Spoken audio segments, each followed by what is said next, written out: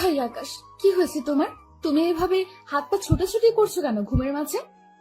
আরশির কথা শুনে থতমত খেয়ে গেলাম। তুমি আমার সাথে কথা বলছো কি করে? আমার তো মৃত্যু হয়েছে, কি করে সম্ভব এটা? কেউ লাশের আত্মার সাথে কি করে কথা বলতে পারে? আই আকাশ, মানে কি সবাই? তুমি কি পাগল টাগল হয়ে গেলে নাকি? আর তুমি কোন লাশের কথা বলছো? আমি তো দেখছি তুমি জলজন্ত আমার সামনে বসে আছো। আরশির কথায় আমার হুঁশ ফিরে আসে। নিজেকে জীবিত দেখে আমার বুঝতে বাকি নেই যে এতটা সময় আমি স্বপ্ন দেখছিলাম। নিজেকে জীবিত দেখে হতাশার মাত্রাটা আরো বেড়ে গেল। যেখানে সেই ভয়ঙ্কর মৃত্যু থেকে বেঁচে যাওয়ায় আমার খুশি হওয়ার কথা ছিল, সেখানে আমার ভিতরে হতাশা কাজ করছে। কারণ আরশি সত্যি অন্য পুরুষের বুকে মাথা রেখেছে আমার অগোচরে। খুব কঠিন রকমের আফসোস হচ্ছে নিজেকে নিয়ে। ইস, যদি স্বপ্নের মতন করে সত্যি নিজেকে শেষ করে দিতে পারতাম তাহলে কতই না ভালো হতো। তবে আরশি সেটা জানে না যে আমি তার ক্রিয়া দ্বারা জেনে গিয়েছি।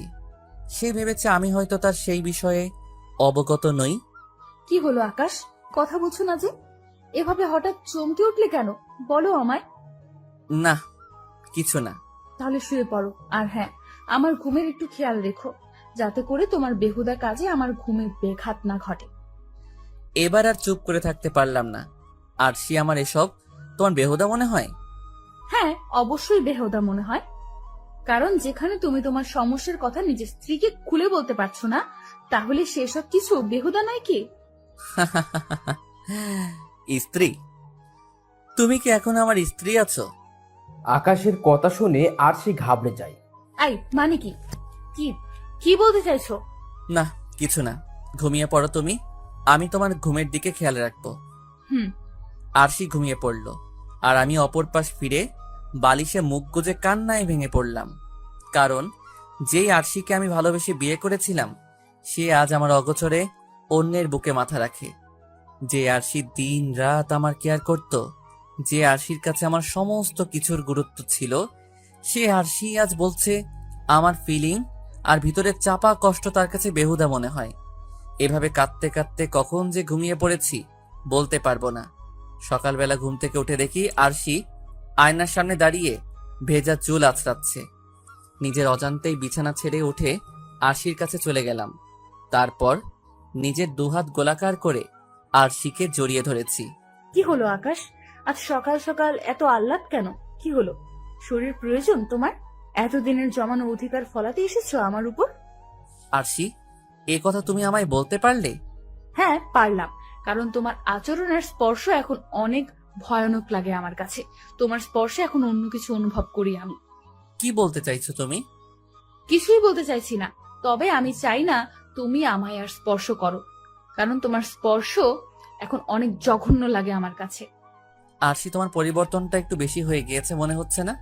হ্যাঁ, আমি পরিবর্তন হয়ে গেছি, কারণ আপনার মতন মানুষের জীবনে থাকতে আমার আর একদমই ইচ্ছে করছে না। আরশি, কি কারণে তোমার এমন পরিবর্তন? সে তো বলতে পারবো না, তবে এইটুকুই বলবো যে অনেকটা পরিবর্তন হয়ে গিয়েছি আমি। আর আপনার অস্তিত্ব দিন দিন আমার ভেতর থেকে মুছে যাচ্ছে। সো আমায় ছেড়ে দূরে গিয়ে দাঁড়ান। কখন আবার আমার সাথে উল্টাপাল্টা করে বসবেন কে জানে। বাহ আরশি, বাহ! তুমি থেকে সম্মান দিয়ে আপনিতে নিয়ে চলে গেছো, আবার মানুষ থেকে কাপুরুষের খাতায় তো নাম লিখিয়ে দিচ্ছ আমার। আরশি, তোমার কাছে এতটা জঘন্য কি করে হলাম আমি?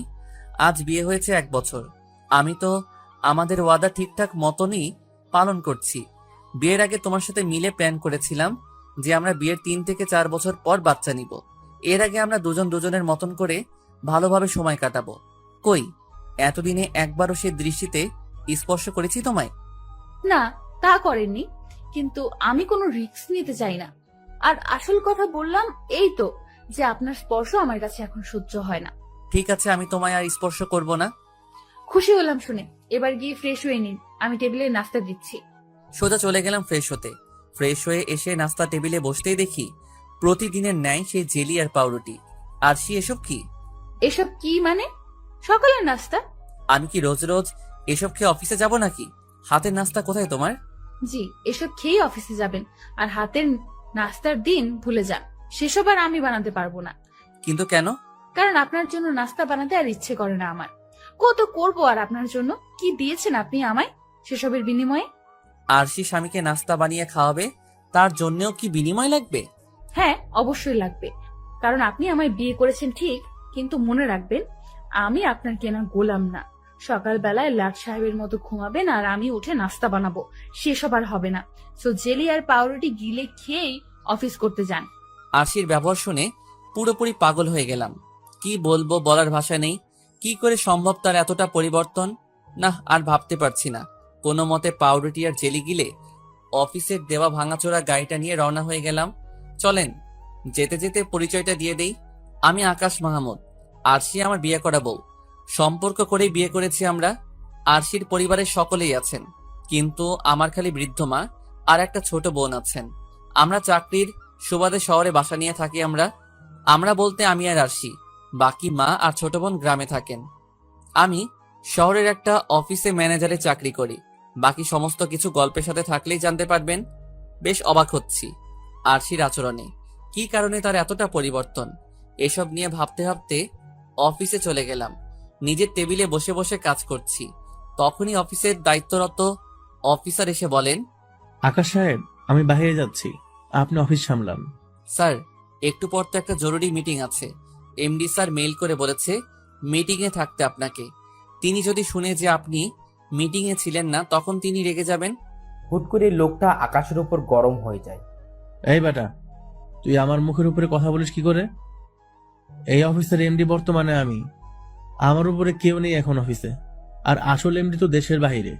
সো কেউ আমায় কিছু বলার মতো সাহস রাখে না এই অফিসে। সো অফিস যাক জাহান্নাম। আমি গাড়ি নিয়ে বের হলাম, আর তুই এদিকটা সামলা। তারপর লোকটা অফিস থেকে বেরিয়ে গেল। লোকটার আচরণ আমার কাছে জঘন্য লাগে একদম। আসল এমডি দেশের বাইরে থাকে বলে নিজেকেই এই প্রতিষ্ঠানের মালিক দাবি করে সে। যার সাথে যেমন ইচ্ছা তেমন ব্যবহার করে। এত অহংকার থাকবে না বেটা, বুঝলি? এসব নিয়ে ভাবছিলাম, তখনই বাসার দারোয়ান আমায় ফোন দিয়ে বলে, স্যার, ম্যাম বেরিয়েছে ঘর থেকে রেডি হয়ে। দারোয়ানের কথা শুনে সোজা বেরিয়ে গেলাম। বাসার দারোয়ানকে আরশির পিছু নিতে বলেছি। আমি তাড়াতাড়ি গাড়ি টেনে দারোয়ানের কাছে চলে গেলাম। স্যার, ম্যাম আর একটা লোক এই বাড়িতে প্রবেশ করেছে, আর লোকটা এই গাড়ি করে এসেছে। দারোয়ানের কথা মতন গাড়ির দিকে নজর পড়তেই মাথা ঘুরতে লাগলো। কারণ এটা তো আমার অফিসের গাড়ি, যেই গাড়িতে কিনা অফিসের দায়িত্বরত অফিসারটা চলাফেরা করে। মাথায় পুরোপুরি আগুন ধরে যাচ্ছে আমার। তার মানে কি আরশি আর আমার অফিসের সেই লোক? না, আর ভাবতে পারছি না আমি। আমি তো আগে ভাবতাম অন্য কেউ, কিন্তু এই লোকই যে আমার আরশির সাথে।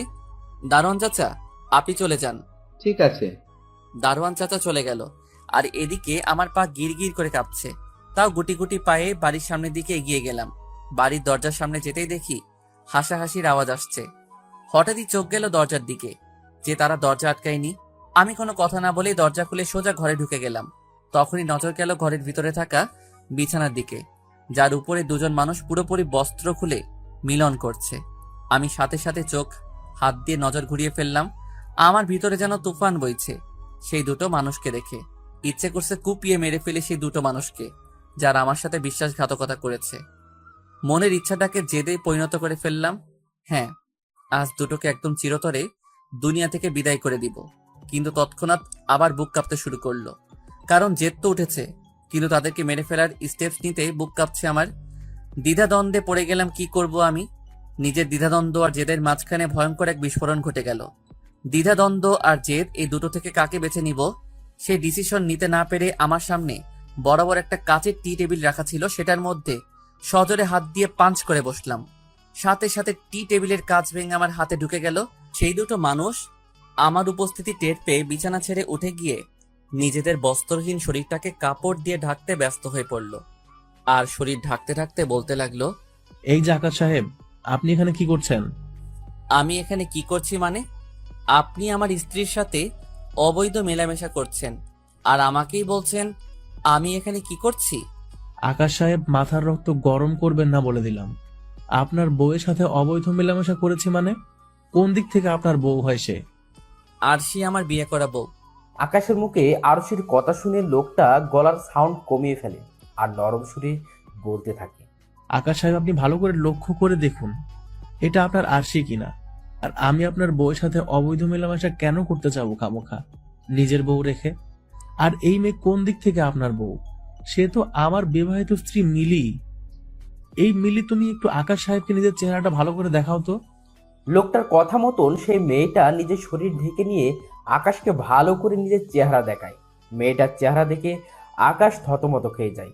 কি করে সম্ভব এটা? এই মেয়ে তো সত্যি আমার বউ নয়, এই মেয়ে তো অন্য কেউ। আর সেই লোকটা তো দাবি করছে এই মেয়েটা তার বিবাহিত স্ত্রী। তার মানে কি ওনার কথাগুলোই সত্যি? তাহলে দারোয়ান আমায় ভুল তথ্য কেন দিল? স্যার, দুঃখিত। আমার আচরণের জন্য নিজের কাজেই লজ্জা লাগছে, কারণ কারোর বাসায় এভাবে অনুমতি না নিয়ে হুটহাট ঢুকে গেলাম, তারপর আবার যেমন তেমন অবস্থায় পড়ে গেলাম। আকাশ সাহেব, আপনি আমার ঘর থেকে বের হন। আপনার সাথে আমার বোঝাপড়া আছে। আপনার কত বড় সাহস যে আপনি আমার পিছু করতে করতে আমার বাসা অবধি চলে আসেন, আবার অনুমতি না নিয়ে বাসায় প্রবেশ করে বসেন। আপনার চাকরি তো আমি পুরোপুরি খেয়ে দিব। আপনার এই বেয়াদবিমূলক আচরণ চরম শাস্তি পাবেন আপনি। স্যার, আমার আচরণের জন্য সরি। আমি আপনার কাছে ক্ষমা চাওয়া ছাড়া আমার কাছে আর কোনো উপায় নেই, তাই মন থেকে ক্ষমা চাচ্ছি। এবার আপনি ক্ষমা করবেন কি না করবেন সেটা আপনি জানেন। আর আপনার যদি ইচ্ছে হয় আমার চাকরি খেয়ে দিবেন, তাহলে সমস্যা নেই আমার, কারণ দোষ যেহেতু করেছি তাহলে সাজা তো পেতেই হবে। চললাম স্যার। তারপর মানুষটার বাসা থেকে বের হয়ে আসলাম, কিন্তু আমার মাথায় খেলছে না যে দারোয়ান আমায় মিথ্যে কেন বলল। পকেট থেকে ফোনটা বের করে সাথে সাথে দারোয়ানকে ফোন দিলাম। চাচা, আপনি আমায় ভুল তথ্য কেন দিলেন? আমি কেন মিথ্যা তথ্য দিতে যাব বাজান আপনাকে? তাহলে এই বাসায় এসে তো আমি আমার বউকে খুঁজে পাইনি। বাজান, বিশ্বাস করেন, আপনার বউ সেই বাসায় এই ঢুকেছে। আমি নিজের চোখে দেখেছি ম্যামকে সেই বাসার ভিতরে প্রবেশ করতে লোকটার সাথে। তাহলে আমি সেখানে গিয়ে আরশিকে পেলাম না কেন? বাজান, সে তো আমি জানি না। আমি যা দেখেছি আর আপনি আমাকে যেমনটা আদেশ করেছেন আমি সেই অনুযায়ী করেছি। এর মাঝে কোনো মিথ্যা সিদ্ধা নেই। ম্যাম সেই বাসাতেই প্রবেশ করেছে। দারোয়ান চাচার কথা শুনে সমস্ত কিছু যেন মাথার উপর দিয়ে যাচ্ছে আমার। আরশি যদি এই বাড়িতেই ঢুকে থাকে তাহলে সে গেল কই? মাথায় তো কিছু কাজ করছে না। আচ্ছা, সেসব আমি দেখছি। আপনি খালি আমায় এটা বলেন যে আপনি এখন কোথায়? পাশের দোকানে একটু চা খাইতে আসছিলাম বাজান। আচ্ছা, চা খেয়ে একটু খেয়াল রাখবেন গেটে যে সে প্রবেশ করে কিনা। ঠিক আছে। চাচার সাথে কথা বলেই ফোন রেখে দিলাম। আমার সাথেও ভালো সম্পর্ক রয়েছে তিনার, কিন্তু ওনার সাথে সমস্ত কথার মিল কেন পাচ্ছি না আমি? আর সবচাইতে বড় কথা, আরশি এই এলাকায় কেন এসেছে? গাড়ি নিয়ে বাসায় পৌঁছে গেলাম। চাচা, সে এসেছে? না সাহেব। আমি তাড়াতাড়ি ঘরে চলে গেলাম। ঘরে এসে দেখি দরজা ভিতর থেকে লক করা, তার মানে ভিতরে কেউ না কেউ আছে। পকেটে থাকা দ্বিতীয় চাবিটা দিয়ে ঘরের দরজা খুলে ভিতরে প্রবেশ করলাম। সারা বাড়ি তন্ন তন্ন করে খুঁজলাম, কিন্তু কাউকে দেখতে পেলাম না। তবে যখনই রান্নাঘরের সামনে গেলাম তখনই কারোর গুনগুন করার শব্দ কানে ভেসে আসলো। গুটি গুটি পায়ে হেঁটে রান্নাঘরে প্রবেশ করলাম। তখনই দেখি আরশি কানে হেডফোন গুজে দিয়ে গান শুনছে, আর গানের তালে তালে গুনগুন করে করে রান্না করছে। এক টান দিয়ে সোজা হেডফোনটা খুলে নিলাম আরশির কান থেকে। তখনই সে পিছনে ঘুরে আমার গালের মধ্যে ঠাটিয়ে এক থাপ্পড় বসিয়ে দিল। আরশির আচরণে পুরোপুরি রোবট হয়ে গেলাম। সরি সরি, আমি তোমায় দেখতে পাইনি। আর তুমি হুট করে এই অসময়ে বাড়ি আসবে কখনো কল্পনা করিনি। আমি ভেবেছি কে না কে, তাই অমন আচরণ করে ফেলেছি। সরি, আমার ভুল হয়ে গেছে। ঠিক আছে, সমস্যা নেই, কিন্তু তুমি আমায় আপনি ডাকবে না তুমি ডাকবে সেটা আগে ডিসাইড করো। সেটা সময়ের উপরে নির্ভর। পরিস্থিতি আর সময় অনুযায়ী সেই আপনি আর তুমির পার্থক্য বা ব্যবহার হবে। যখন যেটা খাপ খাবে আমি সেটা বলে সম্বোধন করব। সময়ে আপনি, সময়ে তুমি। ঠিক আছে, সেটা নিয়েও কিছু বললাম না। তোমার যা ভালো লাগে ডেকো, কিন্তু এখন এটা বলো যে তুমি কোথায় গিয়েছিলে। সেটা তো বলা যাবে না। কোথায় গিয়েছিলাম? আরশি, আমি কিছু জিজ্ঞেস করেছি, কিন্তু সবসময় কিন্তু কম্প্রোমাইজ করা আমার পক্ষে সম্ভব হবে না। সো কোথায় গিয়েছিলে তাড়াতাড়ি বলো। বললাম তো, সেটা আমি বলতে পারবো না। এবার তো আর নিজেকে দমিয়ে রাখা সম্ভব না। এই পরিস্থিতিতেও নিজেকে দমিয়ে রাখা মানে কাপুরুষের খাতায় নাম লেখা। খপ করে আশির গলা চেপে ধরে তাকে দেওয়ালের সাথে লাগিয়ে ফেললাম। জানোয়ার, আমায় বলবি কেন? আমায় তো বলার মতন কোনো সাহস নেই তোর। অন্য পুরুষ নিয়ে যে রং তামাশা করতে গিয়েছিলি সেসব কি আমায় বলতে পারবি নাকি তুই? সেই সৎ সাহস কি তোর মাঝে আছে নাকি? আরশি কোনো কথা বলে না। সে আকাশের আচরণে কান্না করে দেয়। এই চরিত্রহীনা, এখন ন্যাকামো করিস না। তোর সমস্ত কিছু জেনে গিয়েছি আমি। তোর মাঝে যে এতটা নোংরামি বসবাস করছে তা আগে জানতাম না। কিসের কমতি রেখেছি তোর? তারপরেও কেন এসব করিস তুই? আমার মাঝে যদি কোনো ধরনের কমতি থাকে তাহলে খুলে বল আমায়। কিন্তু তুই সেটা না করে পর পুরুষের সাথে গোপনে কি করিস? উত্তর দে কথার। আরশি চুপ করে আছে। কি রে, উত্তর দিতে বলেছি না তোকে? তাও আরশি চুপ করে আছে আর কান্না করছে চোখের পানি ছেড়ে। রাগ উঠে যাচ্ছে মেয়েটার আচরণে। কথার উত্তর না পেয়ে ঠাস ঠাস করে অনেক কয়টা থাপ্পড় বসিয়ে দিলাম আরশির গালে। থাপ্পড়গুলা এত জোরে মেরেছি যে তার ঠোঁটের অনেকটা অংশ কেটে গিয়ে চুইয়ে চুইয়ে রক্ত পড়ছে। এত কিছুর পরেও সে চুপ করে আছে। কি পরিমাণ রাগ যে উঠছে তা ভাষায় প্রকাশ করা যাবে না। তখনই ফোনটা বেজে উঠল। পকেট থেকে ফোন বের করে রিসিভ করলাম। মিস্টার আকাশ, আপনি অফিসে আসেন তাড়াতাড়ি। বলেছিলাম না আপনার সাথে আমার একটা হিসাব নিকাশ আছে? একদম পাক্কা হিসাব নিকাশ করবো আজকে। জি, আমি আসছি। তারপর ফোন রেখে দিয়ে আরশিকে ছেড়ে দিলাম। তাকে ছেড়ে দিতেই সে রান্নাঘর থেকে বেরিয়ে চলে গেল আর আমি তেড়ে ফুড়ে অফিসে চলে গেলাম। অফিসে পৌঁছাতেই সে অফিসার আমায় ডেকে একটা কাগজ হাতে ধরিয়ে দিল। স্যার, এটা কি? Resign letter. কিন্তু এটা দিয়ে আমার কাজ কি? আপনার কাজ আপনি অফিস থেকে রিজাইন করে চলে যান। আপনার মতন বেয়াদব লোক এই অফিসে দরকার নেই। আমি এমডি স্যারের সাথে আপনার বিষয়ে কথা বলে নেব। স্যার, মুখের ভাষা ঠিক রেখে কথা বলেন, না হয় তুফান কোন দিক দিয়ে উঠবে নিজেও টের পাবেন না। আর হ্যাঁ, রিজাইন লেটার কেন? আপনার যদি ক্ষমতা থাকে তাহলে আপনি আমায় বের করে দেখান অফিস থেকে। কাপুরুষের মতন রিজাইন লেটারে সই করিয়ে বের কেন হতে বলছেন? এই বেটা, অনেক জবান এসে গেছে তোর, দেখি না? সিনিয়র জুনিয়র চোখে লাগে না মনে হয়? স্যার, অতিরিক্ত পাকনামি করিয়েন না। সিনিয়রগিরি একদম বের করে দিব। এমডি স্যারের কাছে সোজা মেইল করে বলবো যে আপনি অফিস টাইমে অফিস না করে বাসায় গিয়ে বউয়ের সাথে মিলন করায় ব্যস্ত থাকেন। তখন উল্টো আপনার চাকরির 12টা বাজবে। কি তুই আমাকে হুমকি দিচ্ছিস? হুমকি তো এখনো দেইনি, আর আমার হুমকির প্রয়োজন পড়বে না। তোর মতন লেজ ছাড়া গরুকে পিটিয়ে মানুষ বানাইতে আমার বেশি একটা সময় লাগবে না। সো পাকনামি আর দাপট অন্য কোথাও গিয়ে দেখা, না হয় নিজের গদিটাই থাকবে না, পরে পথে পথে গিয়ে ভিক্ষা করবি। আকাশ, তোর এই বেয়াদবের শাস্তি তুই পাবি। আরে যা যা, দেখা যাবে। তুই যা পারিস করিস। এখন চোখের সামনে থেকে দূর হ আমার। লোকটা আমার সামনে থেকে চলে গেল। তারপর আমি আমার কেবিনে চলে গেলাম। কিছু কাজকর্ম ছিল, সেসব সেরে বাসায় চলে এসেছি। বাসায় এসে দেখি আরশি নিজের শরীরের অনেকটা অংশ খুলে রেখে শুয়ে আছে। তার ঠোঁট বেয়ে বেয়ে এখনো রক্ত পড়ছে, আর সারা বাড়িতে পোড়া স্মেল ঘুরে বেড়াচ্ছে। আমি তার পাশে বসে তাকে বললাম, আরশি, কিসের পোড়া গন্ধ আসছে? আর তোমার শরীরের এই অবস্থা কেন?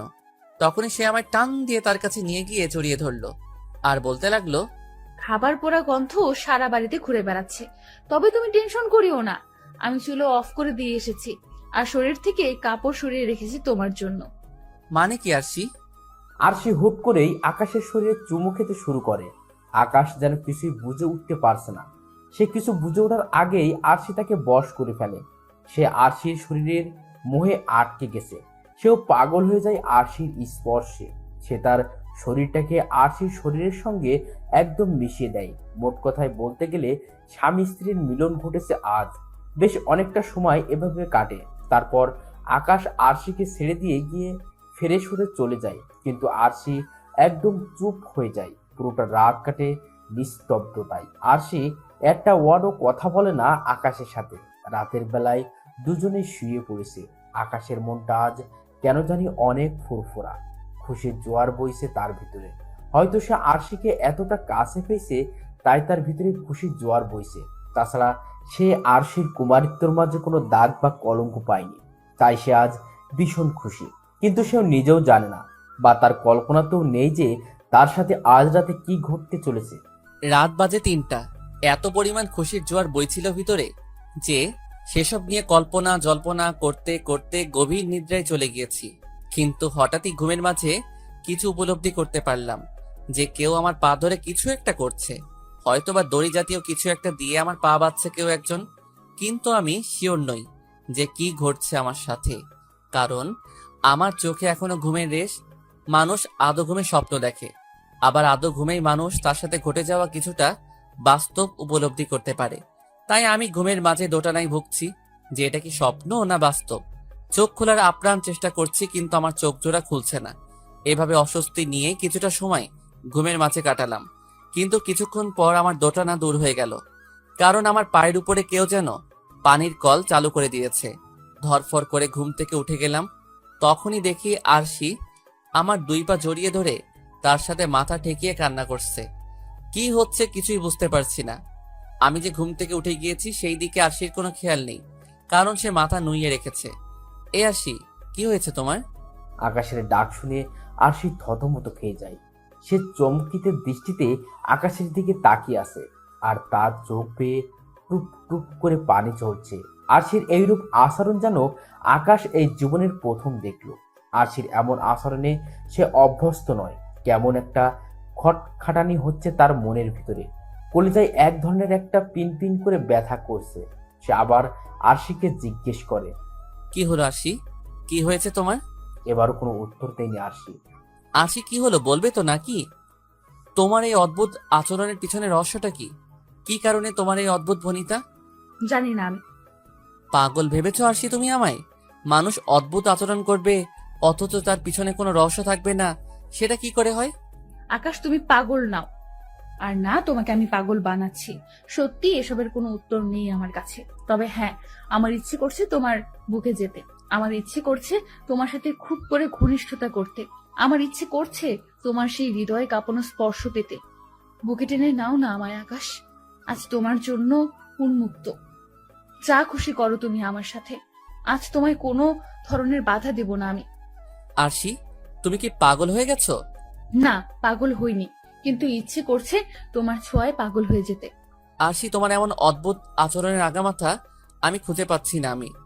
তবে হ্যাঁ, কিছুটা আন্দাজ করতে পারছি আমি যে তুমি আমার সাথে আবার মিলন করতে চাও। হ্যাঁ, ঠিকই ধরেছি। প্লিজ আমায় বুকে টেনে নাও না। মেয়েটার কথা শুনে কেমন যেন লাগছে। আরশি, কি হয়েছে তোমার? এমন আচরণ তো এর আগে কখনো করনি তুমি। আর তাছাড়া রাতে শোয়ার সময় তো মিলন করেছি তোমার সাথে। তাহলে এখন আবার মিলন করতে চাইছো কেন তুমি? তুমি কি সেক্সে অ্যাডিক্টেড হয়ে গিয়েছো, নাকি সেক্স করা তোমার পেশা হয়ে গিয়েছে? কোনটা?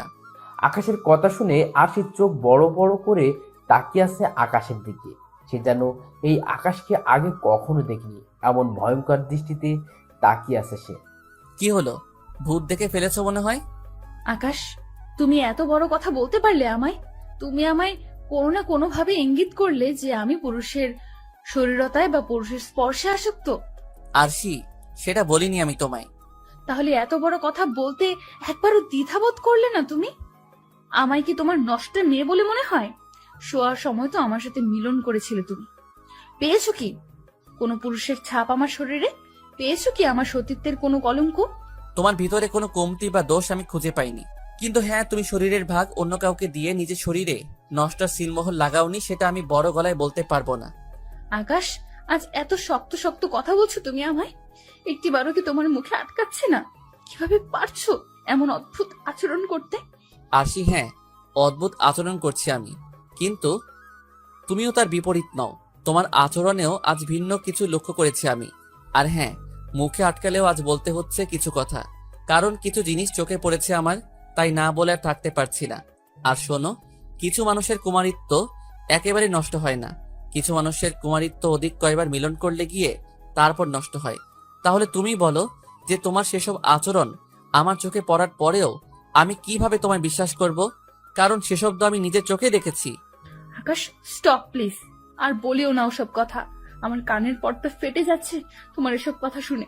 তবে শেষ একটা কথা মাথায় রেখো, আজ তোমার সাথে ঘনিষ্ঠতা করতে চেয়েছি অন্য একটা কারণে। আর মানুষের চোখের দেখাতেও কোনো ভুল হয়, তোমারও হয়তো তাই হয়েছে। হ্যাঁ, হতে পারে, কিন্তু একাধিকবার মানুষ চোখে ভুল দেখে না, তাই তোমার ভুল দেখার বিষয়টা বিশ্বাস করতে পারছি না। আকাশ, সময় যেন অনুশোচনা না হয় সেই দিকে কিন্তু ভালোভাবে খেয়াল রেখো। তোমার কথার কোনো উত্তর এই আজ আমার কাছে নেই, না আছে নিজেকে নির্দোষ দাবি করার কোনো প্রমাণ। কিন্তু একটা সময় তুমি সবটাই বুঝে যাবে। সময় হলে দেখা যাবে। এবার ঘুমিয়ে পড়ো তুমি। আমার কাছে টানবে না এটাই ফাইনাল? ভেবেচিন্তে বলবে কিন্তু, কারণ হয়তো এরপর আর সুযোগটা পাবে না তুমি। না, তোমায় আজ আর কাছে টানবো না, এটাই ফাইনাল। কারণ আমার মতে একটা মানুষ একদিনে একাধিকবার মিলন করতে পারে না, আর যারা করে তাদের ভিতরে ভালোবাসা থেকে নারীর শারীরিক ভোগ করার খিদেটা বেশি বলে আমি মনে করি। সো আমার দ্বারা আজ আর এসব হবে না। অন্য কোনো দিন যখন তোমায় খুব করে কাছে টানতে ইচ্ছে করবে তখন ভালোবাসা দিয়ে রাঙিয়ে দিব তোমায়। আচ্ছা ঠিক আছে, ঘুমিয়ে পড়ো, বাট আমি তোমায় নিজ ইচ্ছায় আজ জড়িয়ে ধরছি। প্লিজ এটা নিয়ে কিছু বলো না তুমি। ঠিক আছে। তারপর মেয়েটা আমায় জড়িয়ে ধরে বুকে মুখ গুজে দিল। আমি তার এই অদ্ভুত আচরণ নিয়ে ভাবনা চিন্তায় বিভোর। কিছু সময় পরে ভেবেচিন্তে একটা উত্তর পেলাম। হয়তো তার সত্যি জেনে গেছি বিদায় সে আমায় কাছে টেনে সেসব ভুলানোর ট্রাই করছে, কিন্তু আমি তো ভুলবো না। দোষকে কখনোই ঢাকবো না আমি। হয়তো ভুলের ক্ষমা হবে, কিন্তু মনে সেসব পুষে রেখে ভালোবাসবো না। দেখতে দেখতে আরো কিছুটা সময় কেটে গেল। মেয়েটা আমার বুকে পড়ে পড়ে শান্তির ঘুম ঘুমাচ্ছে। মেয়েটার ঘুমন্ত চেহারার দিকে নজর যেতেই সমস্ত কিছু ভুলে গেলাম আমি। আপনা আপনি মেয়েটার কপালে চুমু খেতে শুরু করলাম। শুধু তার কপালে নয়, তার সারা মুখমণ্ডলে চুমু খাচ্ছি। কিন্তু হঠাৎই তার চোখে নোনা পানি আমার ঠোঁটে এসে লাগলো, আর সাথে সাথে বুকটা ছ্যাঁত করে উঠল। কেমন যেন খারাপ লাগা কাজ করছে এখন, কারণ একটা সময় মেয়েটার চোখের পানি আমার সহ্য হতো না, আর আজকে কিভাবে যে সহ্য করলাম তা আল্লাহ ভালো জানে। মেয়েটা ঘুমিয়ে পড়েছে, আমিও পড়ে গেলাম, তার সাথে সাথে ঘুমিয়ে পড়লাম। সকালবেলায় ঘুম ভাঙতে দেখি 10টা 15 বাজে। ইন্নালিল্লাহ, অফিস টাইম তো পার হয়ে যাচ্ছে। অলরেডি 15 মিনিট লেট আমি।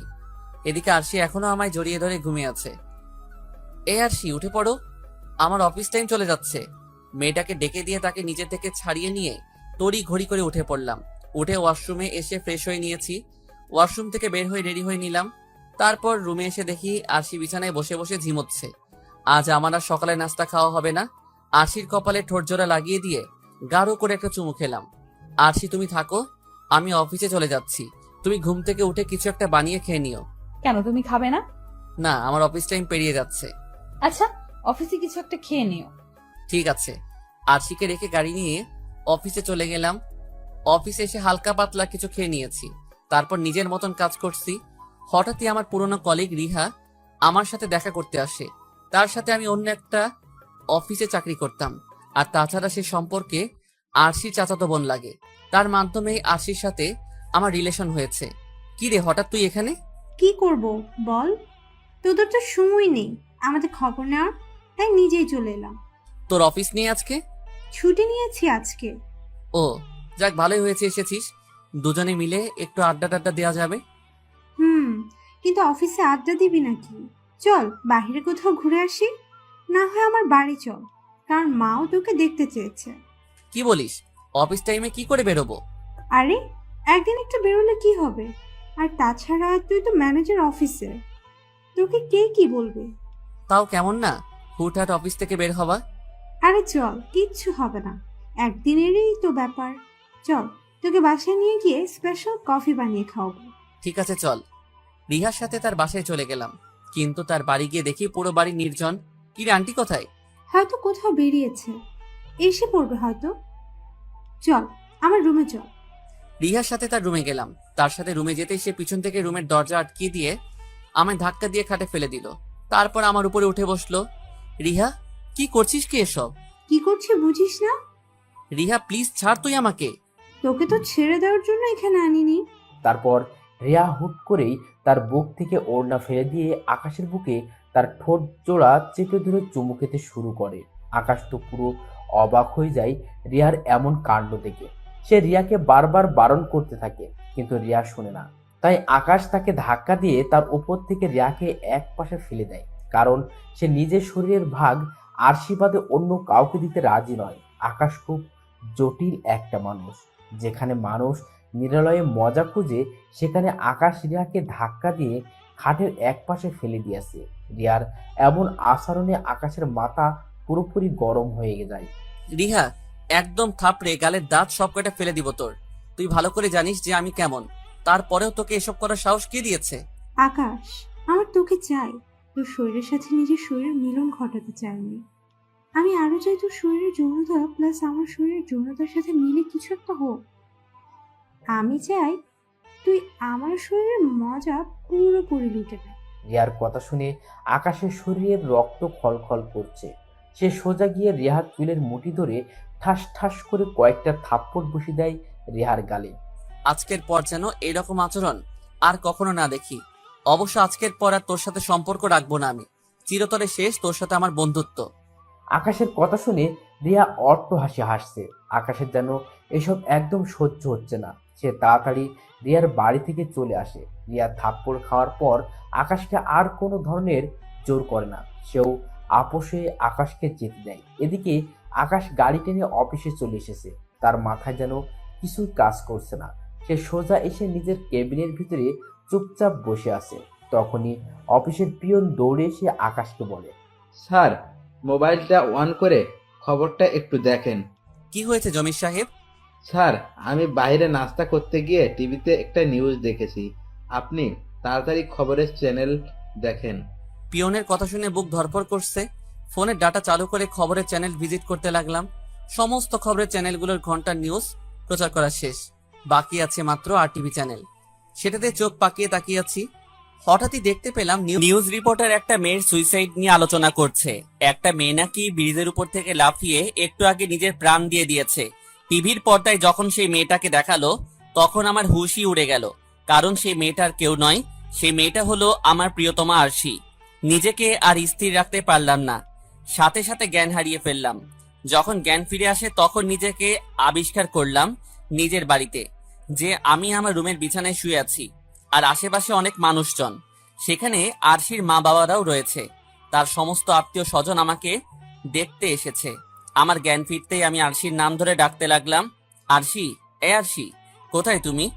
কিন্তু আরশি কোনো সাড়া শব্দ করলো না। তখনই আরশির সেই ব্রিজ থেকে লাফিয়ে সুইসাইড করার কথাটা মনে পড়লো। পুরোপুরি মাতাল হয়ে গেলাম আমি সেসব কথা মনে করতেই। বিছানা ছেড়ে উঠে গেলাম আরশির নাম ধরে ডাকতে ডাকতে। এই আপনারা কেউ আমার আরশিকে দেখেছেন? কেউ আকাশের কথার কোনো উত্তর দিচ্ছে না। সবাই চোখের পানি ছেড়ে কান্না করছে।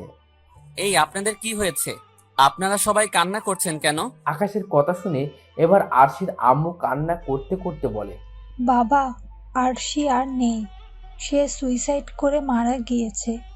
না, আমি এসব বিশ্বাস করি না। আর আরশি শুধু শুধু কেন সুইসাইড করতে যাবে? বাবারে, সেটা তো আমরাও বুঝতে পারছি না যে সে কেন এমন করেছে।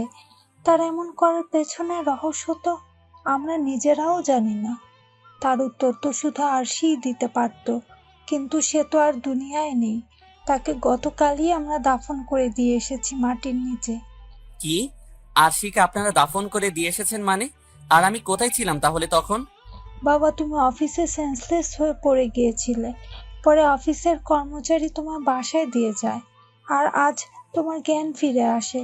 আমরা চেয়েছিলাম তোমার জ্ঞান ফিরলেই আরশির বাকি কাজ সম্পূর্ণ করব, কিন্তু আরশির দেহের অবস্থা ভালো ছিল না। একদম বিকৃত হয়ে গিয়েছে তার চেহারা। আমরা নিজেরাই তাকে চিনতে পারছিলাম না। এমন বিভৎস অবস্থা হয়েছে তার লাশের, তাই আমরা তাকে তাড়াতাড়ি দাফন করে দিয়েছি। ধ্রাম করে মাটিতে বসে পড়লাম। আমার যেন দুনিয়াদারির আর কোনো ঠিক ঠিকানা নেই। সমস্ত কিছুই যেন কেমন গুলিয়ে যাচ্ছে। মাটিতে বসে ছোট বাচ্চার মতন আরশি আরশি বলে চেঁচিয়ে চেঁচিয়ে কান্না করছি। সবাই আমাকে সান্ত্বনা দেওয়ার চেষ্টা করছে, কিন্তু এই সান্ত্বনাতে কি প্রিয় মানুষটাকে হারানো যন্ত্রণা মিটবে? চোখের পানি যেন বাধাই মানছে না। এত পরিমাণ কান্না করেছি যে সারা শরীর দুর্বল হয়ে আছে আমার।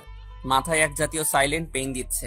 মাইকের স্পিকারে যেমন চিকন সুর বাজে, ঠিক তেমনি মাথার রক্ত উত্তক্ত হয়ে ভিতরে এক ধরনের চিনচিন শব্দ করছে, যে শব্দটা সহ্য করার মতন নয়। আর আমারও সেটা সহ্য হলো না। আবারও জ্ঞান হারিয়ে ফেললাম। 3 দিন পর জ্ঞান ফিরে আসে। এবার জ্ঞান ফিরতে দেখি হসপিটালের বেডে শোয়া আমি, আর সেই আরশির পরিবার আমার পাশে বসা। তারাই হয়তো আমায় হসপিটালে নিয়ে এসেছে। আমার জ্ঞান ফিরেছে দেখতে পেয়ে সবাই আমার সাথে কথা বলার চেষ্টা করছে, কিন্তু আমি কারোর কথার উত্তর না দিয়ে নীরব দর্শকের মতন চোখের পানি ফালাচ্ছি। এভাবে কয়েকটা দিন হসপিটালে কেটে গেল। একদম চুপচাপ হয়ে গিয়েছি। জ্ঞান ফেরার পরে এক লব্জ ও কারোর সাথে কথা বলিনি, খালি নীরবে চোখের পানি ঝরিয়েছি। হসপিটাল থেকে আমায় বাসায় আনা হলো। শরীরের কন্ডিশন ঠিক, বাট আমার মনের কন্ডিশন অনেকটাই বাজে হয়ে আছে। ভিতরে ভিতরে পুরো মানসিক রোগী হয়ে যাচ্ছি। এই ভিতরের পেইনটা যেন কাউকে শেয়ার করতে পারছি না, কারণ যার কষ্ট সেই উপলব্ধি করতে পারে। এদিকে আরশির মা আমার মুখের সামনে খাবারের নলা ধরে বসে আছে, কিন্তু আমি মরা লাশের মতন মুখ আটকে বসে আছি। বাবা, প্লিজ একটু কিছু খেয়ে নাও। এভাবে নিজেকে কষ্ট দিলে কি আরুষি ফিরে আসবে বলো? প্লিজ লক্ষ্মী বাবা না তুমি আমার, প্লিজ কয়েক মুঠো খাবার খেয়ে নাও। আরশির মায়ের রিকোয়েস্ট মুখটা ছোট্ট করে হা করলাম। উনি আমায় খাওয়াতে খাওয়াতে বলে, বাবা জানি না কি কারণে আরুষি এমন করেছে, তবে যেহেতু আল্লাহর কাছেই চলে গিয়েছে এভাবে হঠাৎ করে, তাহলে তুমিও সামনে এগিয়ে যাও। তোমাদের তো কোনো বাচ্চা নেই, তাহলে কোনো সমস্যাই হবে না আশা করি তোমার।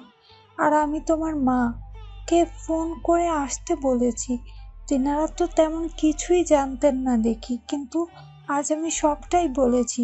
ওনারা তোমার জন্য ভালো দেখে একটা মেয়ে দেখবেন। বাবা তুমি সামনে এগিয়ে যাও, আমার মেয়ের জন্য এভাবে মাঝপথে থেমে থাকিও না, কারণ যে যাওয়ার সে তো চলে গিয়েছে, তার জন্য তুমি নিজের জীবন নষ্ট করবে কেন? তো বাবা সবকিছু ভুলে গিয়ে সামনের জীবন নিয়ে ভাবুক হও। এতটা মেজাজ খারাপ হলো আরশির মায়ের কথা শুনে যে রাগটাকে আর দমিয়ে রাখা সম্ভব হলো না। এক ধাক্কা দিয়ে ওনার হাত থেকে খাবারের প্লেটটা ফেলে দিলাম আর ওনার চোখের দিকে ভয়ানক দৃষ্টিতে তাকিয়ে রইলাম। তিনি আমার অগ্নিশিখার মতন জলজল করা চোখ দুটোকে দেখে মাথা নামিয়ে ফেললো। তারপর মাথা নুইয়ে বলল, বাবা প্লিজ তুমি রাগিও না, আমি তো তোমার ভালোর জন্যই বলছি। এবার আর চুপসে থাকা পসিবল হলো না, মুখের জবানটাও খুলতে হলো এবার। আজকের পর যেন ওসব কথা আর না শুনি। মনে রাখবেন, আমার ভালোবাসা কোনো ঠুনকো ভালোবাসা ছিল না যে সে মারা যাবে আর সাথে সাথে আমি আরেকটা বিয়ে করে নিব। আমি জানি না যে আমি আর সামনের জীবনে পা দিতে পারবো কিনা, তবে হ্যাঁ, এই মৃত্যুর রহস্য আমি খুঁজে বের করবই। তারপর যদি ভবিষ্যৎ জীবনে আগাবার হয় তাহলে আগাবো, না হয়তো এখানে আমার সংসার জীবন শেষ। সো আমাকে আর সেসব বিষয় নিয়ে জ্ঞান দিতে আসবেন না।